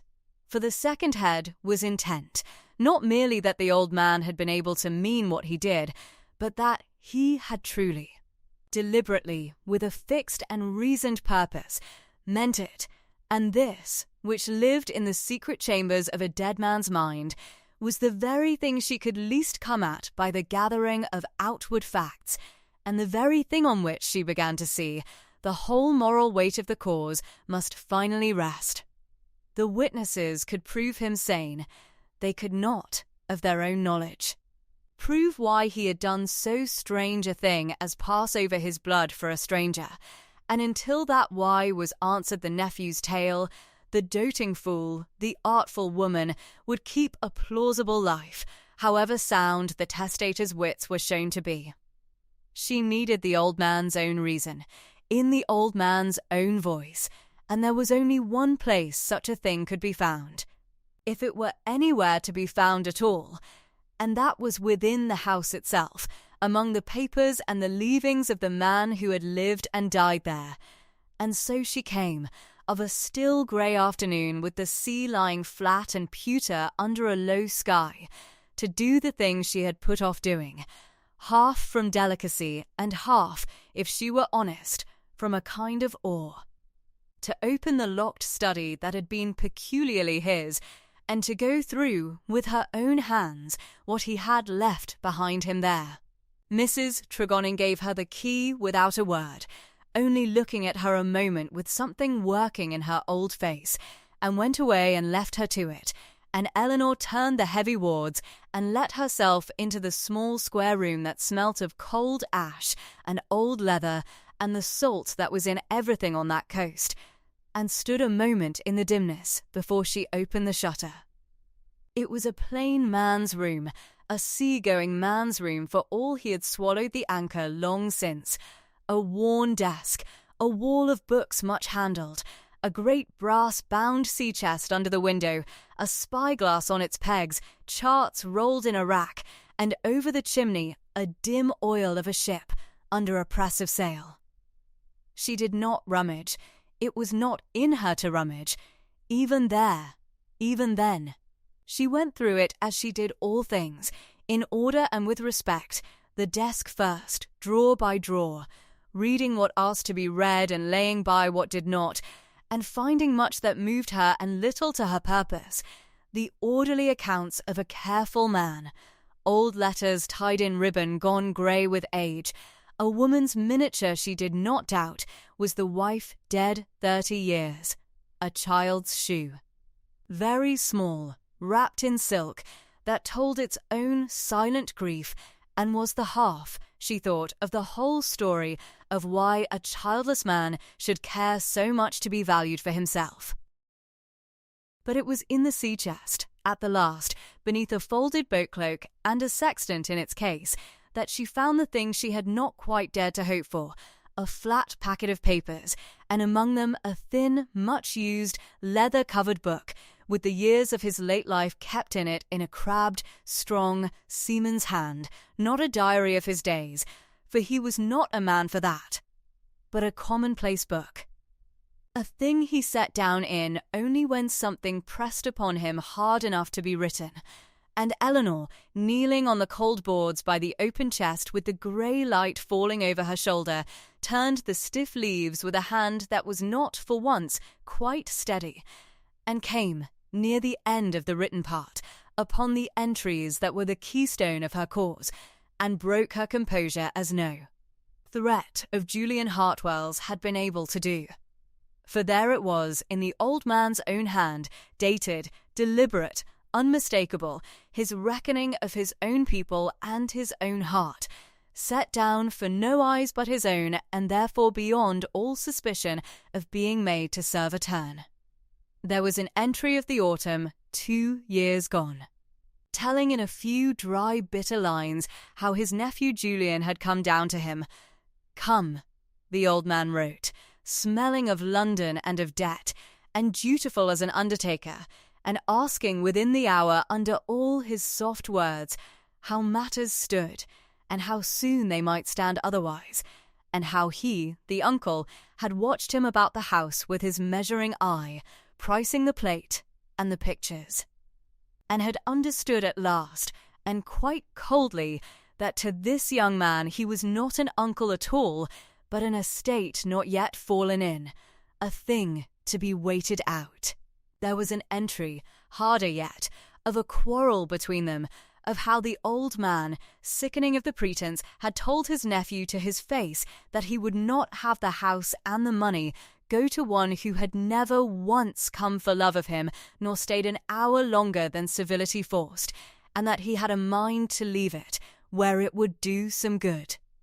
And how Julian had first laughed at him as at the whim of a sick old man, and then, finding him fixed, had grown cold and ugly, and let fall words about old men's fancies, and the law's regard for the rights of blood that the uncle set down word for word, and after them, in his own dry comment, "So now I know him to the bottom, and am the easier for the knowing." And there, last and dearest, was the entry of her, of a chance kindness done years before to a difficult, sick old stranger at an inn, by a young gentlewoman who had had nothing to gain by it, and had plainly never thought to see him again, who had sat and read to him and tended him and borne his ill temper with a plain, unflinching courtesy when his own kind would not come near. And how the memory of it had stayed with him out of all proportion to its smallness, because it was, he wrote, the one disinterested goodness shown me in 20 years, the one soul who used me as a man and not as a will, and I have made enquiry and learned where she is, and how the world has used her, which is shabbily, and if I can do a right thing before I die, and confound my creditors in blood into the bargain, it shall be this. She knelt there with the book open on her knee, and read it twice over, and then a third time, and found that the grey afternoon had blurred before her, and that there was a wetness on her face she had not given leave to fall. For it is one thing to be told you are remembered, and another to hold in your 2 hands the proof that a lonely man, in the cold of his last days, thought you the single kindness of his life, and shaped his death about the memory of you.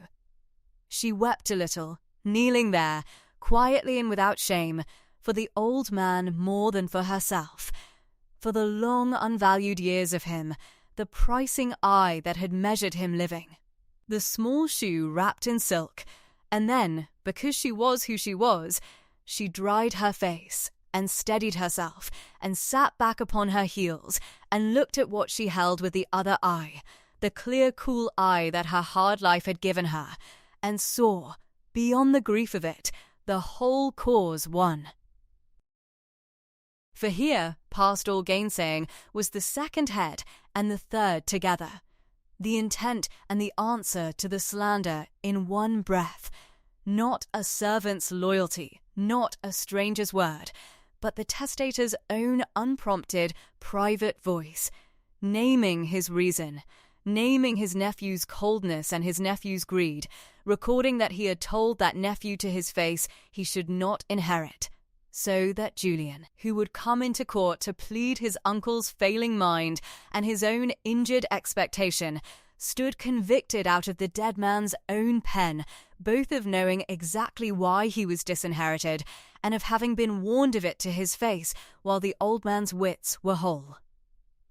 She closed the book and held it a moment against her, and then she did with it what care required and her heart rebelled at.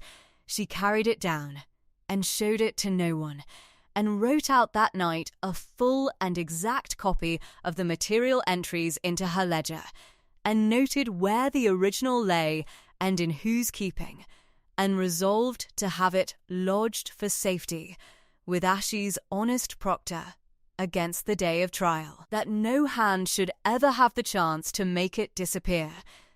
And she sat long over it before she slept, and thought, not without a grave wonder, that the dead man had reached out of his grave to fight beside her, and that the kindest thing she could now do for him was to win. It was perhaps because she had grown, in those weeks, a little too sure of her ground, a little too quiet in the confidence of her gathered proofs, that the blow, when it fell the harder, for she had reckoned with the law and with the witnesses and with the dead man's intent, and had not reckoned enough with the living malice of a cornered man who would not scruple finding the front door shut against him to come in by a fouler way. The first she knew of it was a coolness, a small thing, a chill in a greeting where there had been warmth, a tradesman's wife who would not quite meet her eye, an invitation to take tea with the vicar's family at the church town, long open to her, grown of a sudden vague, and then silent. She was too clear-sighted to mistake it long. Word had come round the coast, she found, come quietly, by the back ways that such word travels, and none could say from whose mouth it had first set out, though Eleanor did not need telling, that the new mistress of Thornleigh Cove was not at all the modest gentlewoman she gave out, but a sly adventuress who had wormed her way into a dying man's confidence by arts a decent tongue would not name. That there had been more between the stranger and the old man than nursing, that she had been, in plain country words that reached her at last through the loyal anger of Mrs. Tregenning, no better than she should be, and had earned her great house on her back. It was the oldest and the cruelest of all the weapons that can be turned against a friendless woman, and the surest. And the one against which a perfect innocence is the poorest shield, since the very denying of it spreads it, and Julian Hartwell, balked of the law, had loosed it upon her with a cold, deliberate skill, to break her nerve before ever she came to court, and to foul the ground, so that whatever the doctors of the law might rule, the county should have its verdict ready and against her. It tested her as nothing yet had tested her. She found, when she understood it fully, that her hands shook over her ledger that night, and that the steadiness she had carried so well through the nephew's threats was harder to hold against this low and faceless thing that could not be confronted, nor answered, nor brought into any court, and she sat in her cold room and felt, for an hour, more truly alone and more truly afraid than she had let herself feel since the whole strange business began. But she did not break, and she did not run, and, this above all, she did not let it turn her from her work, for she perceived, when she had mastered herself enough to think, that the rumour, vile as it was the act of a frightened man, and the surest sign she had yet had that her proofs had found their mark, and that Julian Hartwell knew his legal case for the losing thing it was. A man who can win in the open does not poison the wells. She wrote that down too, in the cold of that night, beneath the rest, in a hand she compelled to its old steadiness, that a slander is spread against my character touching the testator, of the basest kind, which I take to be the nephew's doing, finding his cause at law grown desperate. I will not answer it with my tongue which only feeds it, but with my conduct, and with the truth, and let it perish for want of any feeding.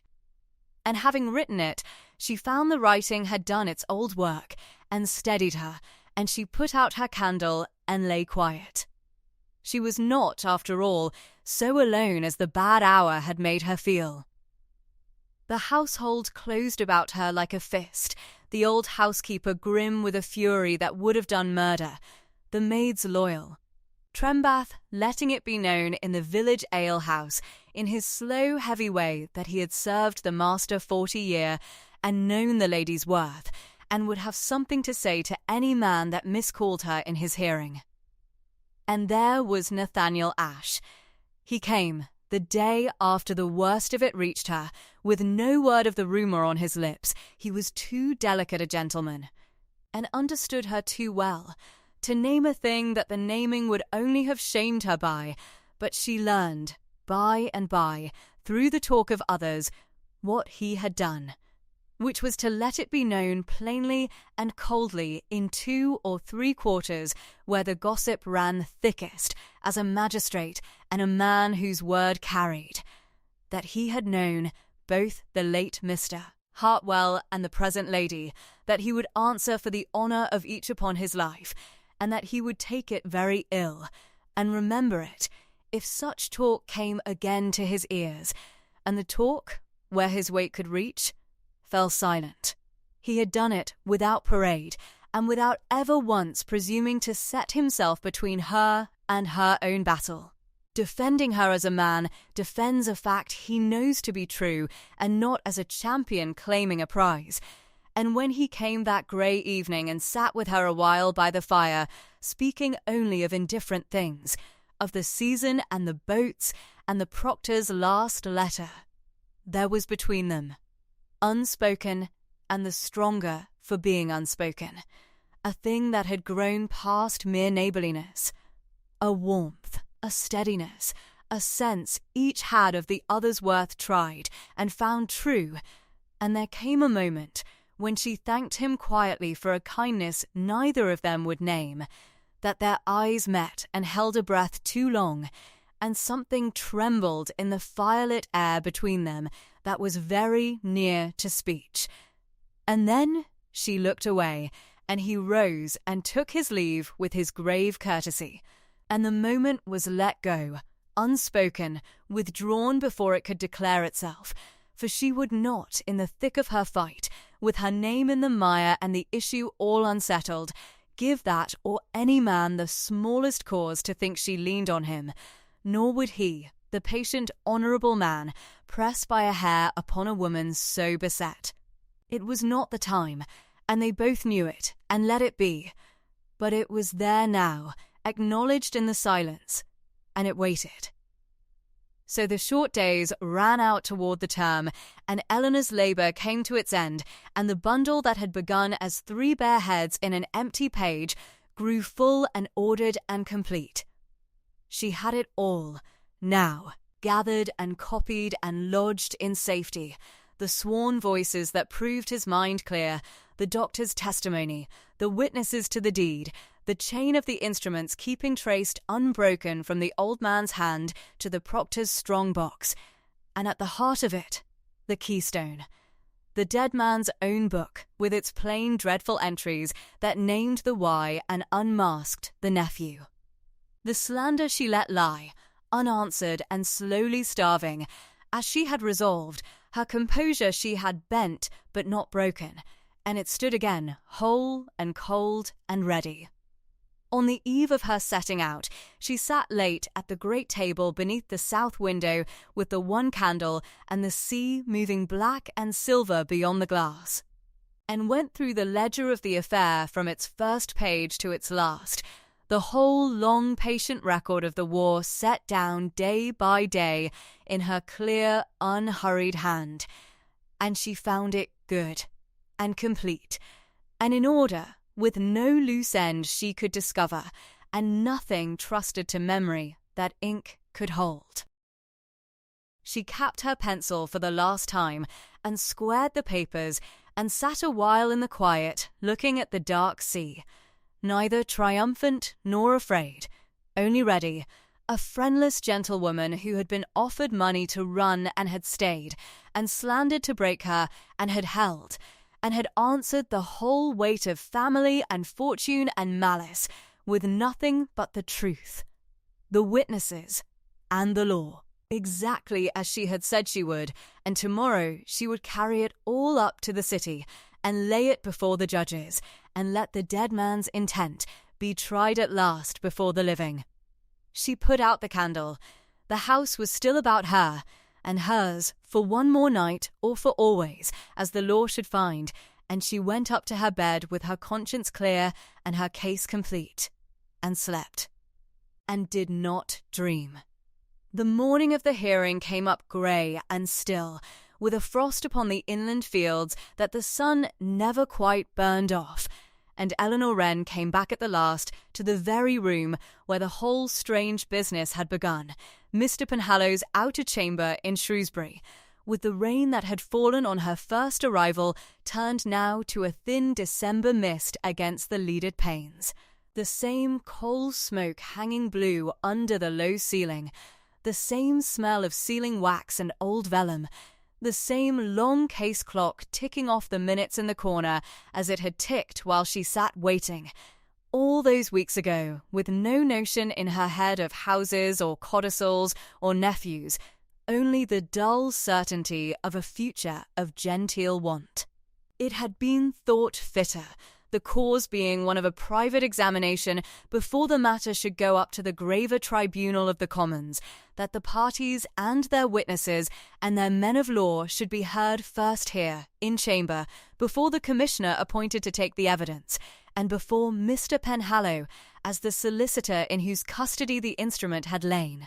And so the small dim room that had been the cradle of the affair was made, for that one day, the field of its deciding, and Eleanor found a kind of fitness in it, a closing of the circle, that steadied her as she came in out of the cold and laid off her plain dark cloak and took the chair that was set for her, with her great ordered bundle of papers on the table at her hand and her ledger. Uppermost upon it, squared to the table's edge. She had dressed with care that morning, not for vanity, of which she had none to spare, but as a kind of armour and a kind of statement, in her good dark grey, plain to severity, the gloves she had mended herself with stitches no eye could find, her hair smooth, her face composed, so that whatever the county had been whispering of the sly adventuress who had earned a great house on her back, the woman who walked into that chamber gave the lie to it in her every quiet line. A gentlewoman to the bone, grave, collected, and wholly mistress of herself. And she had need of all of it. For across the room, easy and smiling and beautifully at his ease, sat Julian Hartwell, got up with a town elegance that made the country lawyers look like crows beside a peacock, and beside him, leaning to murmur in his ear, a sharp-faced barrister he had brought down from London at no small charge, a Mr. Slean, a man with a reputation. Mr. Penhallow had warned her privately, for being very dangerous indeed before a court, plausible, merciless, and wholly without scruple as to the means by which he won. Eleanor looked at the two of them once, steadily, and inclined her head a bare civil inch to the nephew, who returned it with a smile of such confident good humour that a stranger might have taken them for allies, and then she looked away, and folded her gloved hands upon her ledger, and waited for the commissioner to call them to order. And her pulse, she was glad to find, was no quicker than common. It went against her at the first, and went against her hard, and there was an hour of that grey morning in which Eleanor Wren sat in her plain grey gown, and felt the whole room turn slowly and coldly away from her, and tasted, as nearly as she ever tasted it in all that affair, the bitterness of defeat. For Mr. Slean was all that she had been warned, and more, he rose to open his client's case with a smooth and deadly art, and he did not bluster, nor rant, nor overreach, as a coarser man might, but built against her. Brick on cold, smooth brick, a thing horribly plausible. He drew, in a few sympathetic strokes, the picture of his client, a gentleman of family, the late Mr. Hartwell's own blood and nearest kin, who had looked, as any man living might reasonably look, to succeed in the natural course to his uncle's modest estate, and who came now before the court, not in greed, but in grief, and in honest bewilderment, to ask how it could be that the settled expectation of a lifetime, the plain claim of blood, had been overthrown at the 11th hour by a codicil scratched in a sick old man's failing days in favour of a woman. Here his voice took, on the faintest, most delicate shading, a thing too slight to be called an insult and too plain to be missed. A woman, said Mr. Selene, who had come into the testator's life from nowhere, by no tie of blood or long friendship, in the very season of his weakness, and who now sat before them, composed, he would grant her, admirably composed, in possession of the house that should by every law of nature have been his client's. He was too clever to speak the slander out. He had no need. He let the word stranger do its slow work, and the word designing, and the long significant pauses, and he watched it tell. He turned then to the law, and was graver and more deadly still. He spoke of undue influence, of the peculiar danger the law had always recognized in the case of the sick and solitary old, prey to whoever should be nearest them at the end, of capacity, and how easily a wandering, enfeebled mind might be led to set its name where a stronger will directed, of the suspicious circumstances that the law required should be cleared away before such an instrument, made in such conditions, to the hurt of the natural heir and the profit of a late-come stranger, could be allowed to stand. And as he spoke, smooth and sorrowful and reasonable, Eleanor felt the temper of the room shift and settle against her, saw the commissioner's face grow grave and closed, saw two of the lesser men present glance at her sidelong with a new and colder curiosity, felt the whole weight of the world's old assumption that where there is a young woman and an old man's money there is surely something unclean come down upon her in that close grey chamber like a fall of cold ash. She did not move.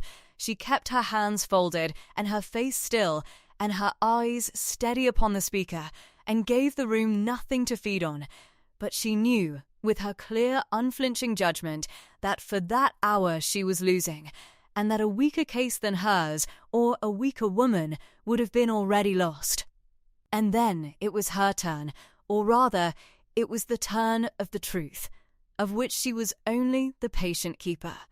And Eleanor Wren rose to it not with eloquence, for she had none and pretended to none, but with the one thing that was wholly and unanswerably hers, her records, in order, every paper in its place, the whole patient harvest of her long winter's labour ready to her hand. She had no London barrister. She had begged Mr. Penhallow to let her own diligence carry the matter so far as it honestly could, and the old attorney, who had come in those weeks to regard her with a respect near to wonder, had agreed, and stood by to put in form what she should furnish in substance, and so it was her own clear, quiet voice, and no hired advocates, that answered Mr. Selene, and the answer was not assertion against assertion, but fact laid against insinuation, paper laid against air. She took the heads in their order, as she had built them through the dark of the year. To the charge that the testator's mind had failed, she answered with the witnesses, and they were many, and they were plain, and they could not be smiled away.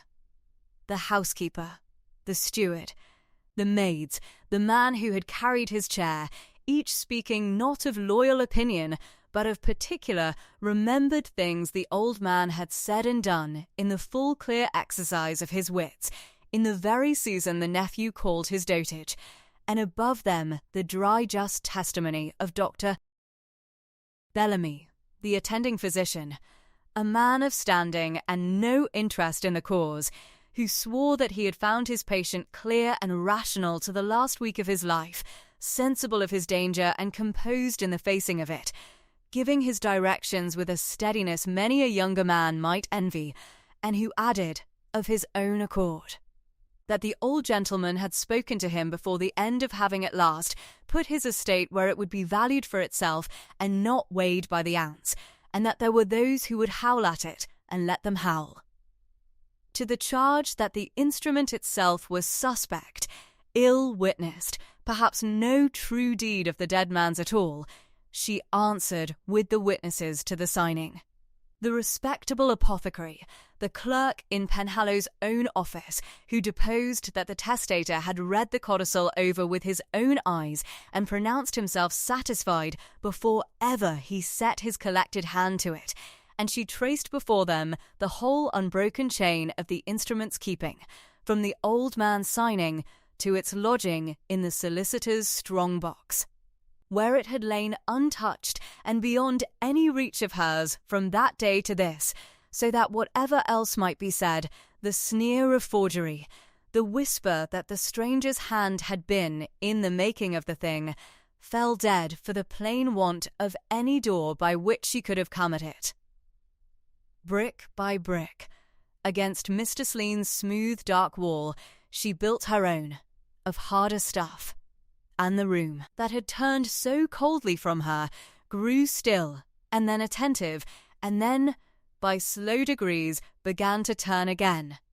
But she had kept the keystone for the last, as the old man's own hand had kept it for her, hidden in a sea-chest under a folded cloak against the day of her need, and now, when the ground was prepared and the lesser proofs all laid, she came to it, and her steady voice changed a little, dropped and deepened, as she told the Commissioner that there remained one piece of evidence which spoke not to the testator's capacity only, nor to the form of the deed, but to the very heart of the matter, which was his intent, and that it spoke in no servant's voice and no interested stranger's, but in the testator's own, set down in his own hand, in private, for no eye but his own, and therefore beyond all suspicion of having been shaped to serve a turn.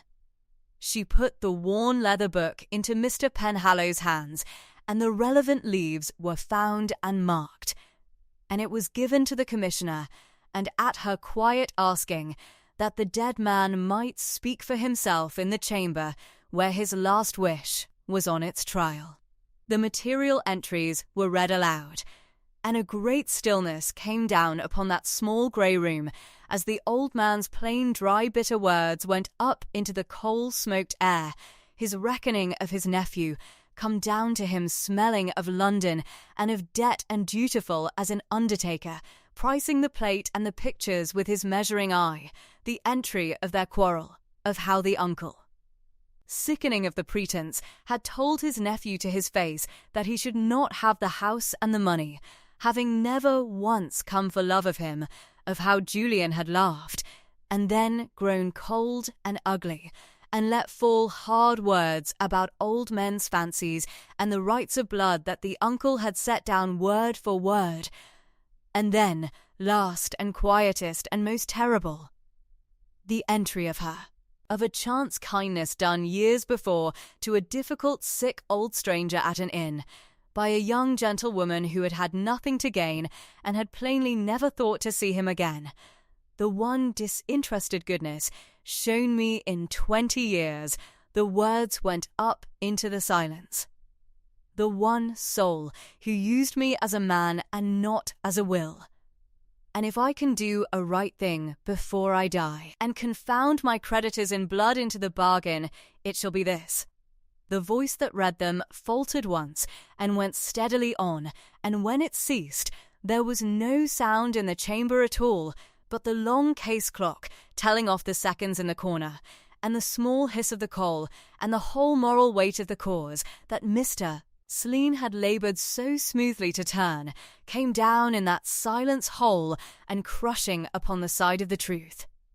For it was unanswerable, and every soul in the room knew it unanswerable, and none knew it better than Mr. Slean, who sat very still with his clever face gone carefully blank, and none worse than Julian Hartwell, on whom the eyes of the chamber now turned, slowly, one by one. The book had done in a few dry sentences what no advocate could have done in an hour. It had proved the old man's mind clear, for no failing dotard wrote so shrewd and ordered a reckoning. It had proved his intent, fixed and reasoned, and his own. And it had done a third thing, the deadliest, which Eleanor had foreseen and Julian had not. It had proved that the nephew, who had come into that chamber to plead his uncle's broken wits and his own honest injured expectation, had known all the while exactly why he was passed over, and had been told it to his face while the old man's wits were whole. The injured innocent of Mr. Slean's opening was revealed, out of the dead man's own pen, as a man who had stood warned and disinherited, and had come none the less to swear the deed a madman's folly. And it was that revealed falsehood, more than all the proofs of capacity and form, that broke the back of his cause, for a case may survive the want of proof, but it does not easily survive the showing that its central plea is a known lie. Mr. Slean, to do him the bare justice of his trade, fought on. He rose and questioned the authenticity of the book itself, suggested it a fabrication, a thing got up for the occasion, and was met at once and finished by the apothecary and the steward, who had each known the master's crabbed strong seaman's hand for years, and swore to it without a hair of doubt. And by the plain evidence of the book's long use, the worn leather, the faded ink of older entries, the very dust of the sea chest still in its seams. He shifted his ground, and here Julian Hartwell undid himself past all mending, for, growing rattled and unable to bear in silence the turning of the room, he leaned and whispered urgently to his counsel, and Mr. Slean, against, one might think, his better judgment, but driven, rose to put it to the court that even were all this so, the lady's own conduct was not above question, and that there had been talk in the country. He got no further. For Eleanor Wren, who had let the slander lie unanswered all those weeks, starving it of the breath that feeds such things, rose now in her own time and on her own ground, and answered it at last, and answered it with a single quiet stroke that needed no heat. She begged the commissioner's leave to lay before him one further paper, and the paper was a letter, in Julian Hartwell's own hand and over his own signature, written to her in the early weeks of the contest, the letter in which, before ever he had loosed a whisper against her, he had offered her a generous settlement and no scandal to walk quietly away and leave the house to him. She had kept it, of course. She had kept everything, and she laid it down and let it be read, and said, in her plain, grave voice, only this, that she would leave it to the wisdom of the court to weigh how it consorted with the claims now made against her character, that the same gentleman who had judged her, in private, a fit person to be paid handsomely for her silence and her absence, should come at last into open court to have it understood that she was no fit person at all, and that for her own part she had no more to say upon the matter, the letter saying it for her. And the room, which a moment before had hung in suspense, let go its breath, and one of the country lawyers gave a short, dry cough that was very nearly a laugh. And Julian Hartwell's handsome face went a dull and ugly red, and stayed so, for he had been taken, neatly and without raising of the voice, in his own snare. His bribe stood up before them all as the very proof of the bad faith his slander had tried to fix on her, and there was no smile left in him at all. After that there was little to do but the law's slow proper forms. And they took their course. The commissioner conferred apart with Mr. Penhallow, and looked over the ordered papers and asked his few grave questions and had his plain answers, and it was past the noon, with the thin sun gone wholly behind the mist and candles brought in against the early dark, before he gathered the cause to its close. He spoke briefly and dryly, as such men do, with no flourish, but the sense of it was not to be mistaken. He found the testator to have been, upon the whole and clear weight of the evidence, of sound and disposing mind at the making of the codicil. He found the instrument duly and regularly executed, and its custody unbroken and above reproach. He found no shadow of proof of undue influence, but rather, in the testator's own recorded words, a clear, deliberate, and reasoned intent, formed in full knowledge and declared to the disappointed heir himself, and he found nothing whatsoever, he said, with a brief cold glance toward Mr. Slean and his client, in the aspersions that had been cast, or sought to be cast, upon the legatee's character, save matter that reflected, if upon anyone, upon those who had raised them. The codicil, he would report, ought to stand, and Eleanor Wren was, in the law's eye as in the dead man's, the rightful and lawful heiress to the house at Thornley Cove. He said it, and it was done, and the long, quiet war of the winter, fought across a small table by lamplight, with no weapon but ink and patience, and the truth was won. She did not gloat, it was not in her, and there was nothing in that grey afternoon to tempt her to it. Julian Hartwell rose, when it was plain there was no more to be had, and gathered himself, and his beautiful town manner came back over him like a closing door. He was diminished, not destroyed, his expectation gone, and his name a little soiled in 2 counties, but a young man yet, with his life before him and his debts and his charm to carry him through, and Eleanor, watching him go, found in herself no triumph over him at all, but only a grave and almost weary pity, that a man should have been so near a kind old uncle's love, and have prized nothing in him but the dying of him. He paused at the door, and looked back at her once, and she met his look quietly, neither hard nor soft, and inclined her head to him, the same bare civil inch she had given him at the morning's beginning, as to an adversary honestly beaten in a fair field, and whatever he had meant to say he did not say, but turned and went out into the mist, and she never spoke with him again. Miss Slean followed, with a small dry bow to her in passing that held, she thought, a professional's reluctant respect, and they were gone, and the room was quiet, and it was over. Then old Mr. Penhallow came and took her hand in both of his, and there was a brightness in his shrewd old eyes, and he told her, in his careful lawyer's words that could not quite hold their warmth, that in 40 years of his practice he had not seen a cause more patiently or more honestly won, nor a client he had been prouder to serve, and that the late Mr. Hartwell, he made no doubt, was the easier in his grave that day. And Mrs. Tregenning, who had made the cold journey up to be by her, and had sat the whole long morning gripping the bench with her knotted old hands and her face working, came and wept openly upon her, past all minding of the place, and called her my dear and my lady, and God bless you in one broken breath, and Eleanor, who had held her own composure through threat and slander and the long cold turning against her without once letting it crack, found that it was kindness, in the end, and not cruelty, that came nearest to undoing her, and had to look hard out of the misted window at the grey street for a moment before she could trust her voice.